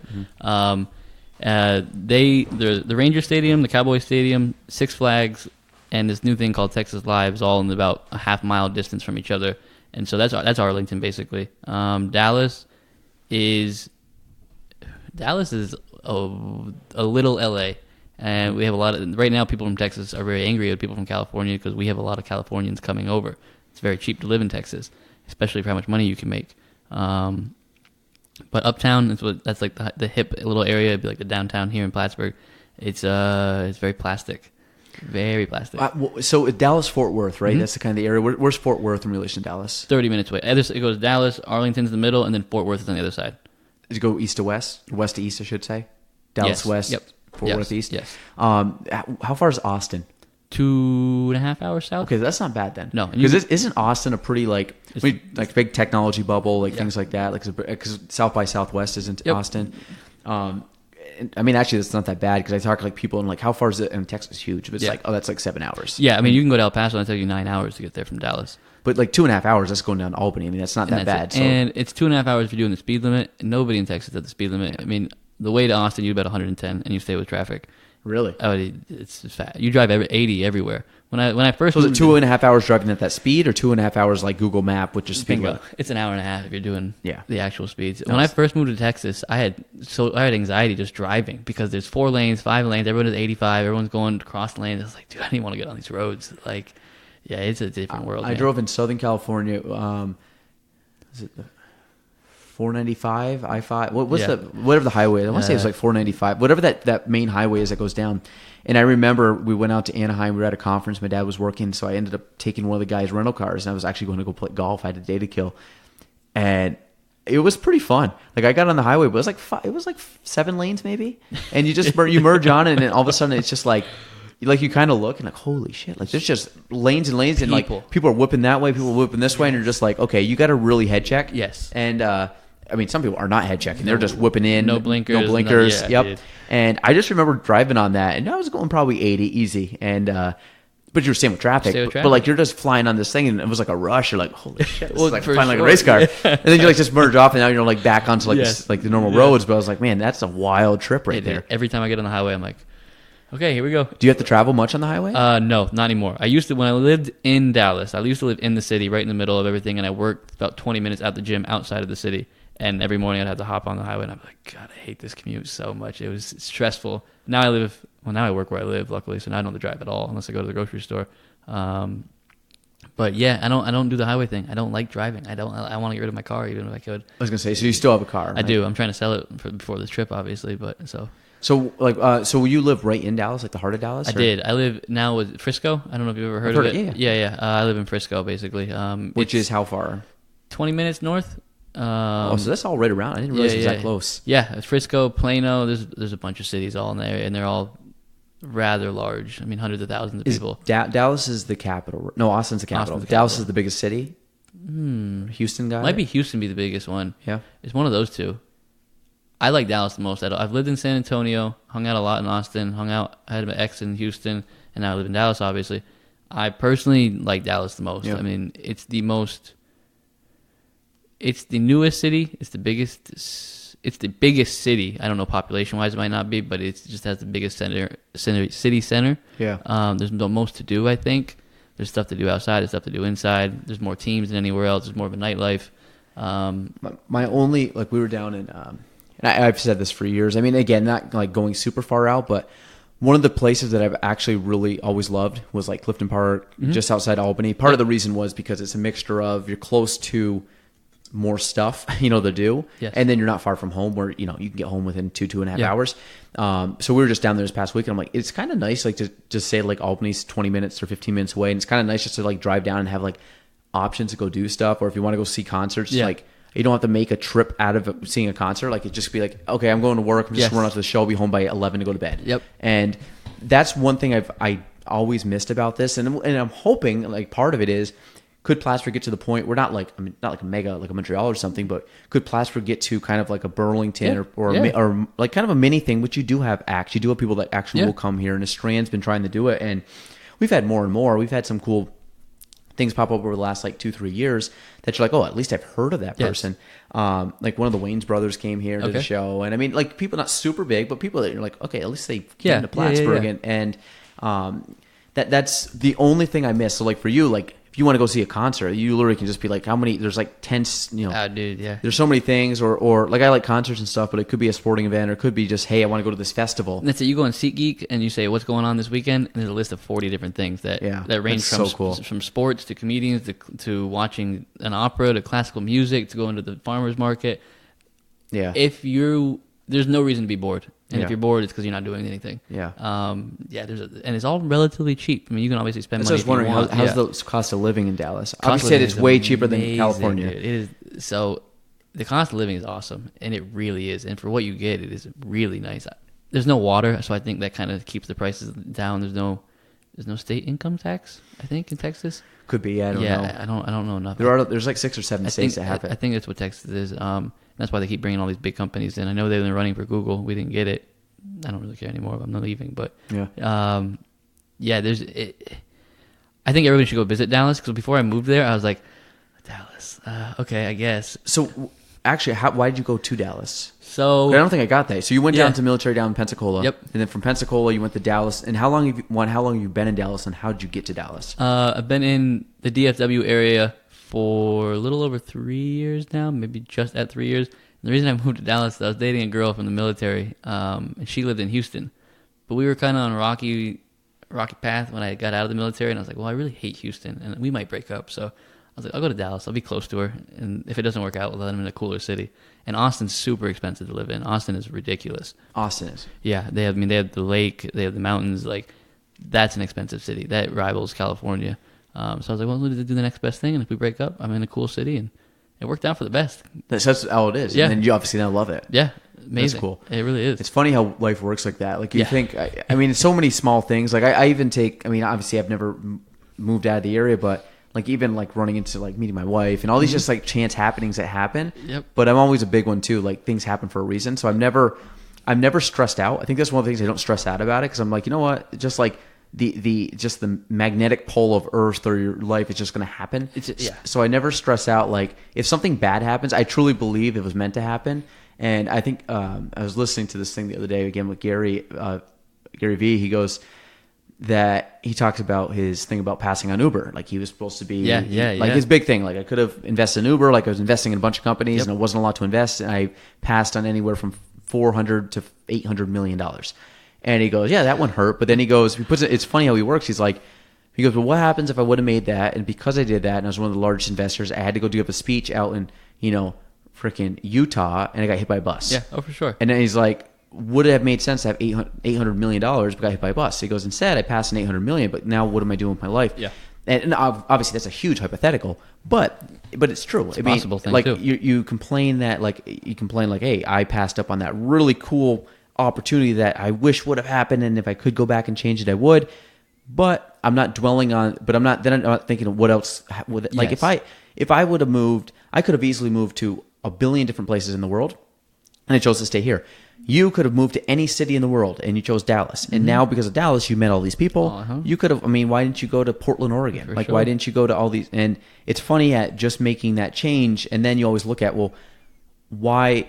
Well, I should have moved to Indianapolis. Yeah. Okay. Well, you could play that forever, but it's like there's a reason you move to Dallas, whether that be you find, a job, you find a spouse, you find a career, you find a home, but it's meant to work out. Yes. And I always to me, I never stress out about anything because I'm like, I'm going to do what I'm supposed to do. Say real estate doesn't work out. Say 5 years from now, I'm like, screw this, I'm out, I'm going to something else. Well, this laid a groundwork for whatever that path would be. I don't foresee that happening, but then again, I don't foresee really anything happening. I just I'm just day to day having fun and kind of working towards a goal, but knowing that that goal is very much, a distant horizon, and I'm just kind of, I'll get there. Like I'll get to wherever that goal is like going to be kind of tickering like this throughout my life. But and you can't connect the dots looking forward because they're not there yet. But looking back, everything lines up because you're right where you want to be. Hopefully you are. Yeah. And then you're like, oh, well, this did that, and that did this, and now I'm here. It's like this all worked out. Yeah. Maybe it wasn't working out when I was going through it, but there's a reason that all happened this way. Well, it's like weird things too. Like we talked about Alec and Alexis having a kid. Like, I know you're good friends with them and stuff. Like, what's the odds that she had it the 3-4 days that you were here? That's what like, you probably think about like that. And I know this is kind of weird, but like, so instead of seeing, instead of seeing Maddox at a few days old in the hospital still, you could have saw him at 10, and all of a sudden you'd be like, holy crap. And now you probably have pictures of holding him. And now it's like, oh, that's kind of a cool thing.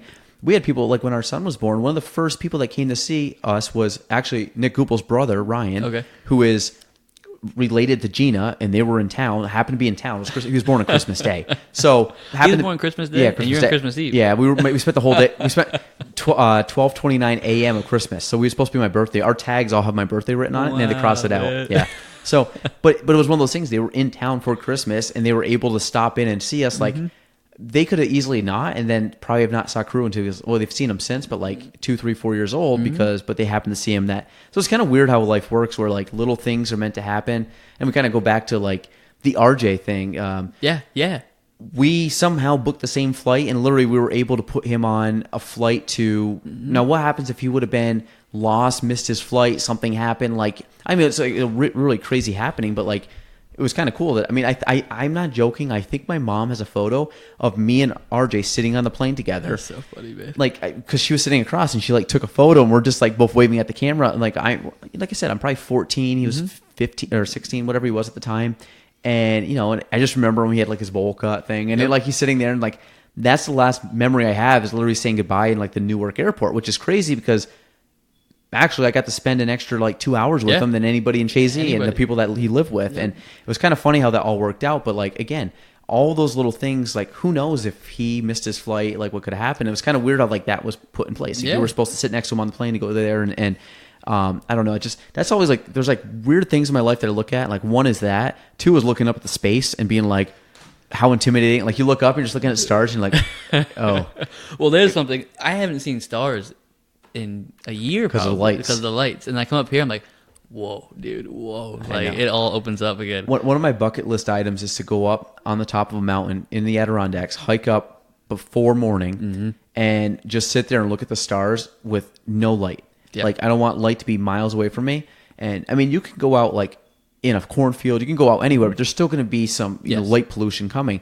If you go at the top of a mountain, sit there and there's nothing, you just look at the stars. I've never done it, and people have said it's absolutely incredible. Be above everything, And you're just above everything. There's nothing in your way. There's nothing obstructing what you should be seeing. And they said it's just absolutely incredible. We were in Utah, and I mean, we're up in the top of the mountains out there, and you didn't need any lights. We were just walking around and just like looking at you in the middle of the day because the stars and the moon were so bright out in the middle of Zion National Park, and it was like, wow, dude, I've never seen anything like this. So where's Zion National Park? It's in Utah.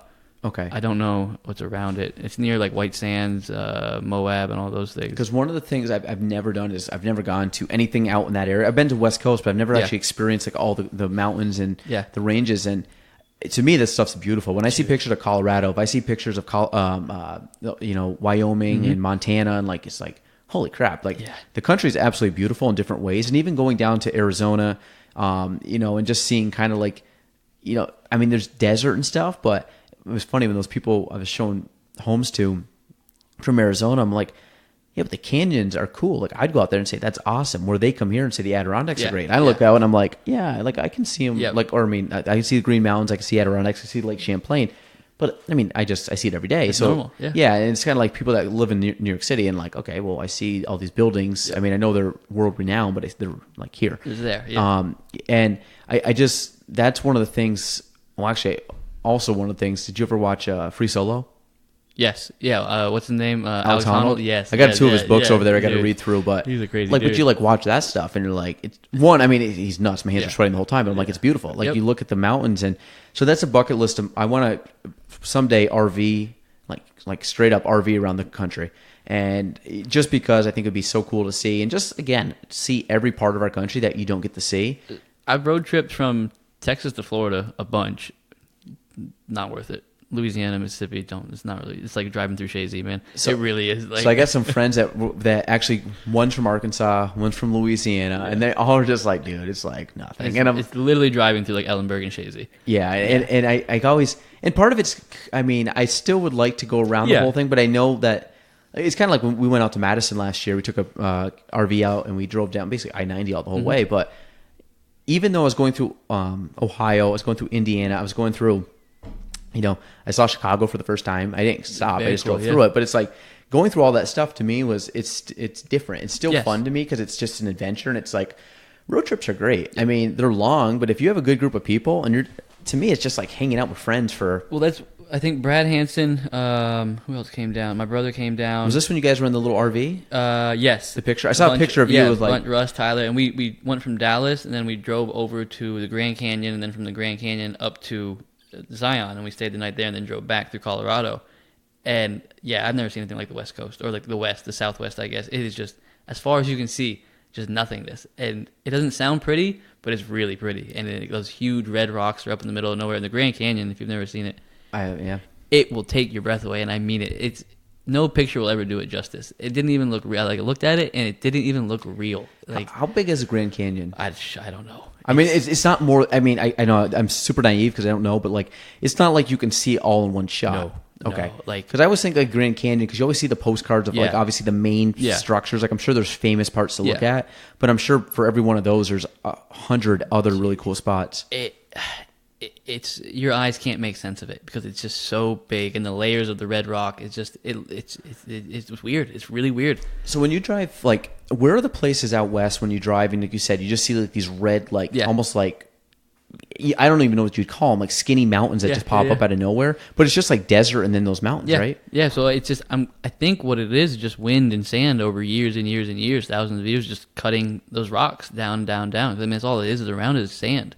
And so over how thousands, I don't know how long. Incredible. And like I'm guessing you've seen Forrest Gump. Oh yeah. Like we drove right down that road where he was running down the middle of the road, and we had the whole Monument Valley was there and everything. Oh, that's like a famous road. That's a real thing. Yeah, okay. Monument Well, I didn't Valley. know that was like that's an actual. I didn't realize that was a famous road. Yeah, and they like mark it off. This is where he was this at. With the Gump. Yep. And so we did that. Zion. My friend was like, dude, it seems like dinosaurs be walking around there. And I was like, I don't get that analogy. And then I got there and I was like, I get it. It looks old. It looks like it's been there forever. And it's just, I'd love to see it. Yeah, it's worth the trip. That whole place, White Sands National Park, is really cool. It's all so pretty. I mean, Colorado and Utah, right behind here in California, would be my top of where I would go and live. That's always something. Like I said, I'll go there eventually. It's just like I said, and I think when the kids get older, it's like a little easier. Yeah. Well, it's just more like we're gonna go on either a family trip or hey, when the kids are out of town, like my wife, like I'm getting something, we're flying, driving. I'd prefer to drive just to have the experience, but I don't know. I mean, I've always just wanted to see as much as I can. But the other reason too, like trying to work now and accumulate as much as I can. I couldn't travel before, so when I'm in the future, like I want to try to be able to travel and just be like, hey, I want to be able to have the necessary means that I can go explore the world because I would love to go to, like some people are like, I don't want to go to certain countries. And I'm like, I'm kind of cool with everything. I want to see like, it all, man. Yeah, like I don't look at, and then people sometimes are like, I don't want to go to China, and then I've heard people love China. I'm like, you know what? I'm good to go anywhere, and I think it'd be really cool. I think I want to go to Australia. I want to go to New Zealand. I want to go to Hawaii. Obviously, it's still in the States, but it's its own. It's its own thing, yeah. Yeah, and it's just.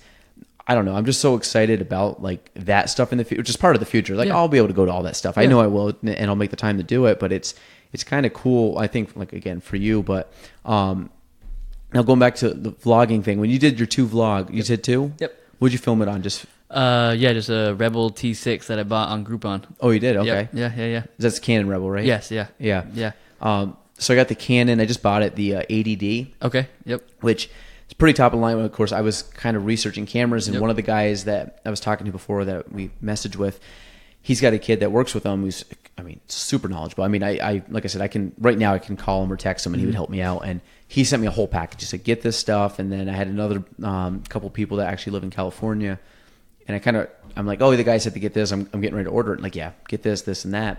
And it's the one Casey Neistat used for the longest time. And it's cool. And like, once you start playing around with it, like the different lenses and I've literally just got enough where I can actually shoot on stuff. I haven't even touched the surface on what it's capable of doing. Oh, yeah. But then like, I didn't think it was that cool. And then all of a sudden when I start watching, because when you play it back on the little camera, it's like it doesn't look that good. Nope. And then all of a sudden you bring it up on like your computer and you're like, holy shit, like this is okay. 100%. Now I know why this is as much as it was and why it is better than, I mean, don't get me wrong, your phones take incredible photos, but they don't have the zoom in, the focus capabilities that these cameras do. Because I have the one lens that goes 135 millimeter, and it's like, dude, you can see zoomed right in. And then I just bought one that goes down to 10 millimeter. If you've never seen 10 millimeter, which means nothing to me before I got it, it's like you go from like zoom to like to wide open, man, seeing everything. So I can go from 10 mil. I got the lens capability to go from 10 to 135, which is extremely crazy. Yeah. And the next one I might get, just because to say I got it, is maybe to go up to like a, I don't know, like a two. I think it's like 220 or something. Make huge lenses, and that's just the ones that you can like see across the lake. But I can like see someone's like kitchen table and see what they're eating from like here, which is kind of freaky. But but I found a passion for the videos. I found a passion because it's fun, and like I said, it's one where it's kind of cool to open all the boxes. Like a lot of the boxes I have stored up, I got to just break down, or I'm actually just turning them into my shelving unit, which I actually got, not necessarily the shelves behind. Actually, you know what's funny? I mean, you'll recognize this. The shelving unit, I actually got the idea from Gary because he has them in his office, but I'm like, that's a pretty cool use of space. Yeah. And then the other thing, all the boxes with the writing, I got that from Casey because I'm like, usually people just throw stuff up and you can't read it. And he's like, no, just put them in brown boxes, mark them, and just put them up there. And I know exactly what I'm looking for, and I won't have to sit there and fumble through the stuff I need. A billion things, Yeah, so I mean, it's going to look a little nicer. I'm going to put some shelving up here, but it's like I'm going to turn this office into a functional office because really the only people that come in here is like people that work here or people that I invite in. So I don't have clients and stuff. And like people that come in here usually walk in and say, this is kind of a cool office versus walking in being like, oh, you're kind of like, it's a mess in here. No, I was like, wow, I'm not trying to impress anybody, but yeah, it's impressive. It's turning into like a little media center, which is cool. And hopefully, I don't know, maybe more, but I'm going to eventually get a bigger desk, so it's not, I have like the tiny desk right now, which is like a loner because it looks pretty pathetic. But no, it's all kind of coming along. So what's your plans the next few days here? I'm going hiking tomorrow. I'm gonna try to do. I was really wanting to do a vlog while I was up here, and then I started hanging out with my family and started hanging out with my friends. I was like, man, the last thing I want to do is like have a camera, put it in my dad's face, put it in my mom's face, like, hey, we gotta do this. Hey, I'm just not gonna do that. Like, I just want to enjoy my time here because the one thing I did notice about when I was vlogging, like in California and Zion, is that I spent a lot of time doing that because I mean you have to, and you got to make sure you get the shots that you want, so you can. Because every time I'm making the video, I'm like, this would be cool. I want to make sure this is in the video, and so I set the camera up and I make sure I get these certain shots, and then I get the random ones that are just fun and me talking and my friends doing whatever. So I didn't want to do anything like that this time. I took some pictures, and I'm going to take some cool pictures tomorrow. We're going to go hiking. I don't even know what mountain we're doing. Ricky Hammock, you know who that is? No, he's another dude. He played hockey with my brother for probably 20 years. He's a mountain man. Cool. Him and my brother, they both went to school up at Paul Smith's. And is your brother still around here? He is. He lives over in Burlington too. Oh, cool. Yeah, okay. I haven't seen Dan in God years. He works nights, so he doesn't see anybody. Yeah. So we're all gonna go. Those two, actually 4 of us, are gonna go up and do the hiking thing tomorrow. And then my godparents are in town from Atlanta. So, and then my other dad's friends. My dad used to work at Anthony's restaurant. He was a general manager for like 20 years or something like that there. Yeah. And so he had all his friends. They're all coming in town. They do a reunion every year, so they're in town this weekend as well. And I'm friendly with them. I mean, obviously, I don't know them as well as I could because I'm 30 years younger. But yeah, it's usually a good time. I mean, so you're going to Anthony's and hang out with people? Yeah, Anthony's. And then I think they're going to do something that my dad's going to cook dinner for everybody. Cool. And so, yeah, just a lot of family stuff. I always remember your dad. I don't know why I remember this. He always cooked a really good salmon. He can cook, man. Because I remember one time you're like, dude, my dad cooks salmon. And I was like, I like salmon, but you're like, dude, it's so good. I don't know why this is like a stupid random story, but then I remember, I think I went over to your house one time and your dad made us salmon. It was just some weird thing, and you're like, Dad, I want you to make salmon. He's like, all right, and like whipped up salmon, and it was really good. Dude, the dude can cook, man. He always can cook. He loves being in the kitchen. And so, do you cook? I mean, obviously with the fitness thing, but are you like, you're basic? Yeah, and I'm just starting to get into it, but it's like another thing. Like I don't know what I'm doing, so then add that on to trying to learn. And cooking has proven to be one of the hardest things to do because it's again trial and error. You got to figure out what tastes good with what. Yeah, and well, I find too with cooking, like I'm a creature of habit. Like when you talk, especially when you get in like the fitness thing, like I look at food as fuel kind of deal. Like that's it. Yeah, like me, I can do egg, I can do bland. I can do bland. I can eat it. I day. don't need all the spices on it. I mean, most of the if you have vegetables, Yep. I mean, you put a little salt and pepper, or even like salad supreme crap on it. I mean, you're gonna get a lot of those. Like, I mean, they have some sodium in them, but you get you can get some of that crap. But like to me, honestly, like a good chicken was like a fairly decent marinade on it. Yep. Or honestly, just cooked real well. Yep. Like if you just cook it correctly, and you can eat a lot of stuff. And I think a lot of, like you said, fruits and vegetables just have flavor. Yes. And to be honest, a really well cooked ribeye has a lot of flavor. Oh, dude, there's nothing better than a good steak. No, Texas, obviously, I'm assuming Dallas must have steak. That is steak. Dallas. I'm assuming is known for steak. A lot of barbecue everywhere. Barbecue. Is Dallas barbecue. That's Texas thing. Is barbecue. I'm not. It's okay with me.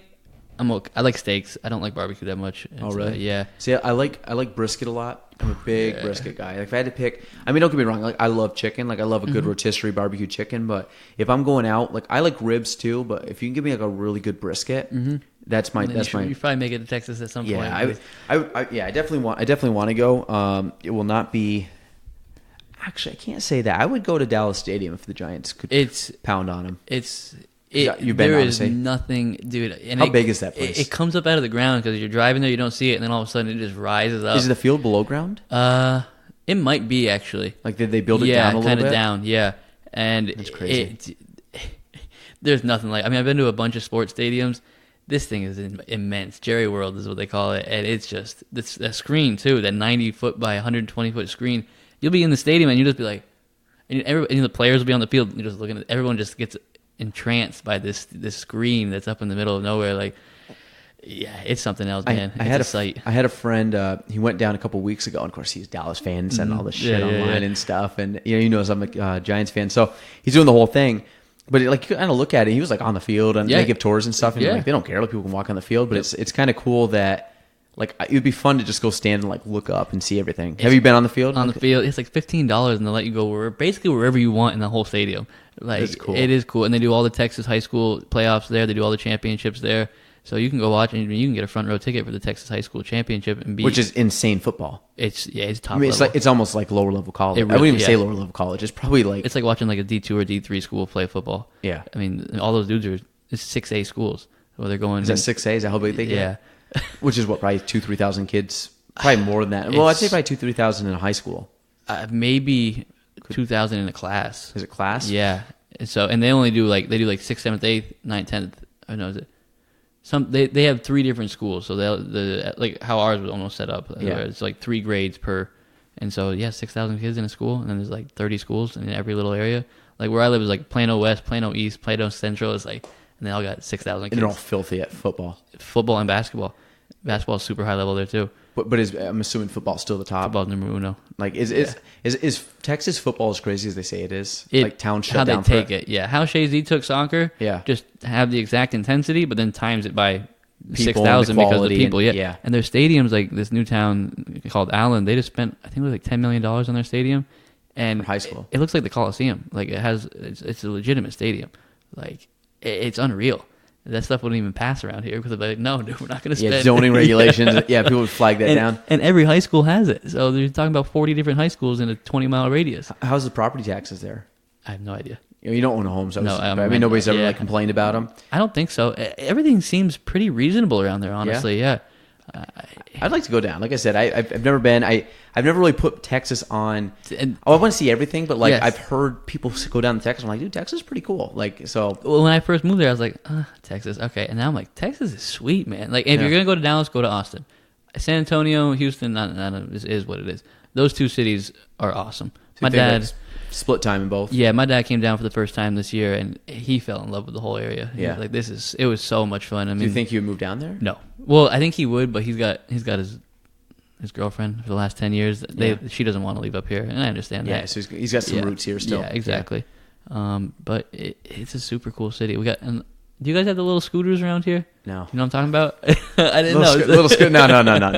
Well, everyone. We're not that big yet. Everyone, man, that's how you get around the cities down there. So these like the city bikes that you see? But they're all scooters, and everyone. Austin is a whole city of scooters. Like no one even drives cars anymore. You just have thousands of people on scooters around. So we talk like scooters. You actually talk like you just step on them and hit a button and just roll? Yep. So you're not actually like self-propelling? No. It's not like the old Razor scooter. No, you go like 25 miles an hour. Dude. You could be flying on those things. And did you just put them in a docking station? You don't have to. It's just an app. You just take a picture wherever you park it, and it's good. Yeah, you download the app. So where do you park it? Just side of the road? Wherever you feel like putting it, wherever you want to stop. And that's the best way to get around. Like if you're bar hopping, you just hop on the scooters and just cruise right around. What? Yeah. Wait. So if you're like driving through the park, you can just literally lay it in the park? Wherever you want. If you do they stand up on their own? Or yeah, you have to you got a down? little kickstand that you just kick out. And somebody else just walks on, jumps on? Like how do you start them? App. So they have like a little like a barcode on it, and so you put the app, and it scans the barcode, and it beep beep beep, and it unlocks it. And then... That's insane. So how are they generated? So there is somebody that does drive around and pick them up, and then put them back out. I'm surprised they're not solar generated. I think at some point they probably will be. That way they're totally self-sufficient. Yeah, exactly. And there's 40 different companies, and you know which ones to get, which ones are faster, which ones are slower. But it all works the same. They all do. So they all have different apps. Yes, and they have bicycles down there. They have little scooters that you can sit down for people who don't want to go as fast on the stand-up ones. And if you go down the middle of the day, you'll see people in Uptown, suits, ties, and there'll be like 6 of them going to lunch on their little scooters. It's so dope. It's so funny, man. Is that? Have you seen that before? I'm sure like the big cities have it. Yeah, most big cities. San Diego had it. Pensacola didn't have it when I was living there. LA's got them. So I think a lot of the big cities, Austin, Dallas, Houston. Wow. Yeah, and that's. So you've used it plenty of times. All over. I got all the apps. Man, I use it on the campus at UNT. Like it's just the way to do it. It really is. How safe is that though? Not safe. You don't think so? I've seen so many people. It's safe for sober people, but then you get the drunk people on them. And so, do they have their own legit? Like, if you're driving down the road, you're not going straight down the road, but do you have like? No. You go down the road. You go down the road or the sidewalk, which is pain in the ass because then you're running people over. I'm surprised they don't have like designated lanes. I think they will eventually. And if I was setting up a city, if I was a civil engineer, I would make it to where we aren't going to be allowing cars into the city anymore. Like it's just going to be scooters, bikes, public transportation. Yeah. And I think that's the way it's going to be going. It'd be cool if you could turn blocks and blocks and just pedestrian. Yes. Because I think with a scooter, like you can go kind of like take Casey, who rides the boosted boards around, and you can get from point A to point B very fast. Quick. I mean, you got to think about just sitting in traffic. Like God damn, the scooters, man. It's the best. Because like if I want to go from Uptown to another part of the city, it's called Deep Ellum. It'll take you 15 minutes to drive there. If you hop on a scooter, it's going to take you 4 minutes. And you just hop, cruise right around. And if you want to stop, let's stop here real quick and grab a drink. Or, hey, let's go get some food over here. Okay. Yeah, you don't have to worry about parking. Yeah. Like, I'll just go grab a nut. Now, are they easy to find? Everywhere. Okay. You can't not find them. Okay. That's what I was wondering. Like, I didn't know if you came out to eat, like, damn, man, I got to call a taxi now, man. In Austin, there's literally too many of them. It's like, all right, these scooters are just getting in the way. But Austin is so heavily populated and so heavily visited that... I mean, are people good about moving the scooters at least to the side of the sidewalk? They'll charge you or something that you have to take it. That's why you have to take a picture because you have to put it into a place where it's not in the way. Okay. And so you take the picture and then so you can put it like on the sidewalk, but like against the building kind of deal? Yep. Okay, because I didn't know if people were just like... Some people, and more so the drunk people or the kind of the assholes, will just like leave it laying around. It's like, come on, man. But for the most part, I mean, you'll have your people who ruin things that are nice, but it is what it is at that point. That's awesome. That's half the fun. My dad, 74 years old, he was cruising, man. Maxing out, 25. It was really a lot of fun. Oh, God. It was. Wow. No, I think that's great. Damn scooters, man. I mean, I like I said, I don't want to keep you too long, and I got to get home to grill, but... Dang, what time was it? 6:40? Yeah. 2 hours. See, and whenever I'm watching Rogan, they're always like, "We've been talking for 3.5 hours." I don't know how. We honestly could. I'm literally looking at a time count up right now, and I'm just like, my whole thing is like, I just respecting time, and obviously I got to make sure I get home. It's understandable.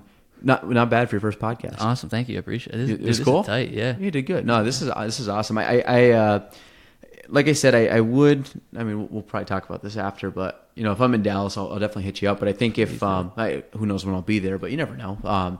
But the vlogging stuff, I'd like to stay in touch because I think there's a lot that you could do when you get back from what you're doing with traveling, even just in the fitness realm. Yeah. I see people around here and they don't do it. I'm like, dude, like you gotta. It's just another outlet. I always tell people, take what I'm doing in real estate and apply it to whatever business you're in, and it works. And you can just copy the business model and just put it in your own. Is it? Yeah. You're doing it for fitness. Yeah. Same thing. Like you're literally going to take a year and you're going to do. There's a ton of travel vlogs out there, but you take your own travel vlog, put it under Jonah or what your Instagram is, and just turn that into a thing and gain traction and use your hashtags and just simply just kind of put it out. And people watch because they like you. It's like they could pick a billion different travel vlogs to watch. It's like people are going to watch me because they want to watch me. Exactly. Like, I mean, I get the vlogs I put out. I get a couple hundred views on all of them. And by the time I put them out on Instagram and LinkedIn, and I put them out on LinkedIn and YouTube and Facebook. Mm-hmm. And when I put them out on that, I would say in total they're probably watched 300 to 400 times.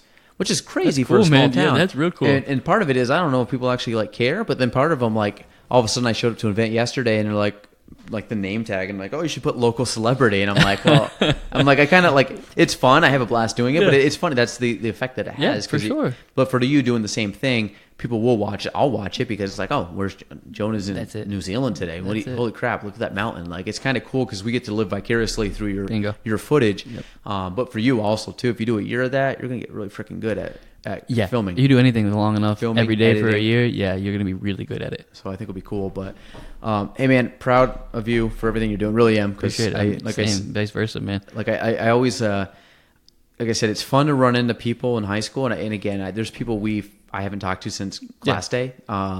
There's people that I've seen.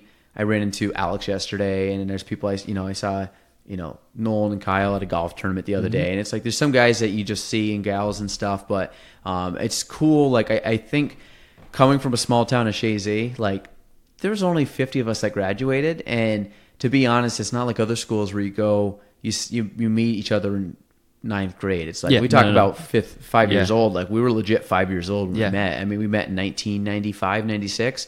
And I tell all my friends down there who they go to schools with thousands of people. I'm like, I go home and I've known everybody I'm going to talk to or at my age, I've known them for 20 plus years. And I'm like, what? You're only 29? I'm like, yeah, exactly. That's crazy. My whole life. So, it really is. I mean, I know it sounds kind of cheesy. Like, I don't really have a memory of a time when you probably weren't in it because we were 5. I mean, memory prior to that's a little hazy, but it's always cool when you look back at the people that you grew up with because it's like, oh, they're doing well. Yes. When I look at, I know it sounds crazy and it sounds like an old manism, but like looking at your, someone that you know for 25 years and you're like, you know what? Like, even if they had some bad times or good times, now you're looking at him like, dude, he's kicking ass now, and like at least he's doing something, he's enjoying himself, and like it's so cool to like you get a little bit of pride of like, for sure, I'm glad he's doing good. Yeah. Like, and I know that like teachers and stuff, and I've run into our old teachers, and like the amount how excited they get when they see like they've commented about stuff I do, and like, dude, we're so happy and proud of, because that's what they want. They want the best for you, and like I think we all want that for each other. And we've got everybody's got classmates that have done gone down bad paths or haven't maybe amounted to what we anticipated they would, but life happens. So be it, and again, we're 30 years in on a lifetime path, and like you got time to correct anything you're on. A lot of time, and that's another thing is that a lot of time, man. That's why I tell like my 24-year-old, I'm like, dude, just relax. You got all the time in the world, man. Like, I got a girl here. She's I pick them. I'll pick on all of them. Like, we got like a 22-year-old, we got a 19-year-old, we got a 23-year-old just out of the military. We got like all these people. I'm like, you guys are like Hannah's 10 years younger than me. I'm like, Hannah, you're 19. You're 19. Like, I wasn't even thinking, like, the mindset you have now as a 19-year-old, I was like 3-4 years away from even like getting that into my brain. Yes. And I said, relax. Like, don't stress out. You don't have to do this, that, or the other thing today. I said, you know what? Just live life. Like, do what you need to do enough to pay the bills, have fun. Don't settle down yet. You don't need to find this husband, wife. Just let it all come to you, man. Just let it all happen, because it will. And everything will happen. Yeah, don't search for it. Just keep being positive, keep being a good dude, and things happen. But hey, very proud of you. Glad you came on. Thanks. Great to see you. Me, this is like surreal to me a little bit, because the amount of hours we spent up to this point has been a ton, but over the last 10 years it's been 0. Yep. So then it's like like I said, I was actually thinking about that today. I'm like, it's almost like finding like your like biological father or something, like, like, what do you even sound like? It's like seeing you again. So, but obviously give your best to your family. I haven't I haven't seen him in a long time, and actually you got to see Papa Joe here, same thing. He comes walking in. I'm like, no, you got to see who I have in today. He's like, he didn't even know? Like, no, I didn't tell him who it was. I was like, you got to see who I got in today, because I was super pumped. But no, cool. Happy you came. Keep doing what you're doing. Thanks, and everybody will be watching out for your vlog. We'll put your contact info in, but like I said, I'm sure I'll be spreading some awareness on social media of your travels. So, and are you traveling by yourself? Is the plan? And you're meeting up with friends. Yes, I've seen you post about overall by myself. Yeah. I like being alone. How trains, planes, automobiles, however, whatever it has to be. Yeah, just flowing. I actually dig it. I love it. So cool. Well, that's episode 50 of the Gaelan Trombley Show. Again, with basically lifetime friend Jonah Curtin. We wish him all the best on his future travels. Thanks for listening to the Gaelan Trombley Show. If you want to reach me, you can go on Facebook at Gaelan Trombley, on Instagram at Gaelan Trombley, and on YouTube at Gaelan Trombley. The spelling, GaelanTrombley.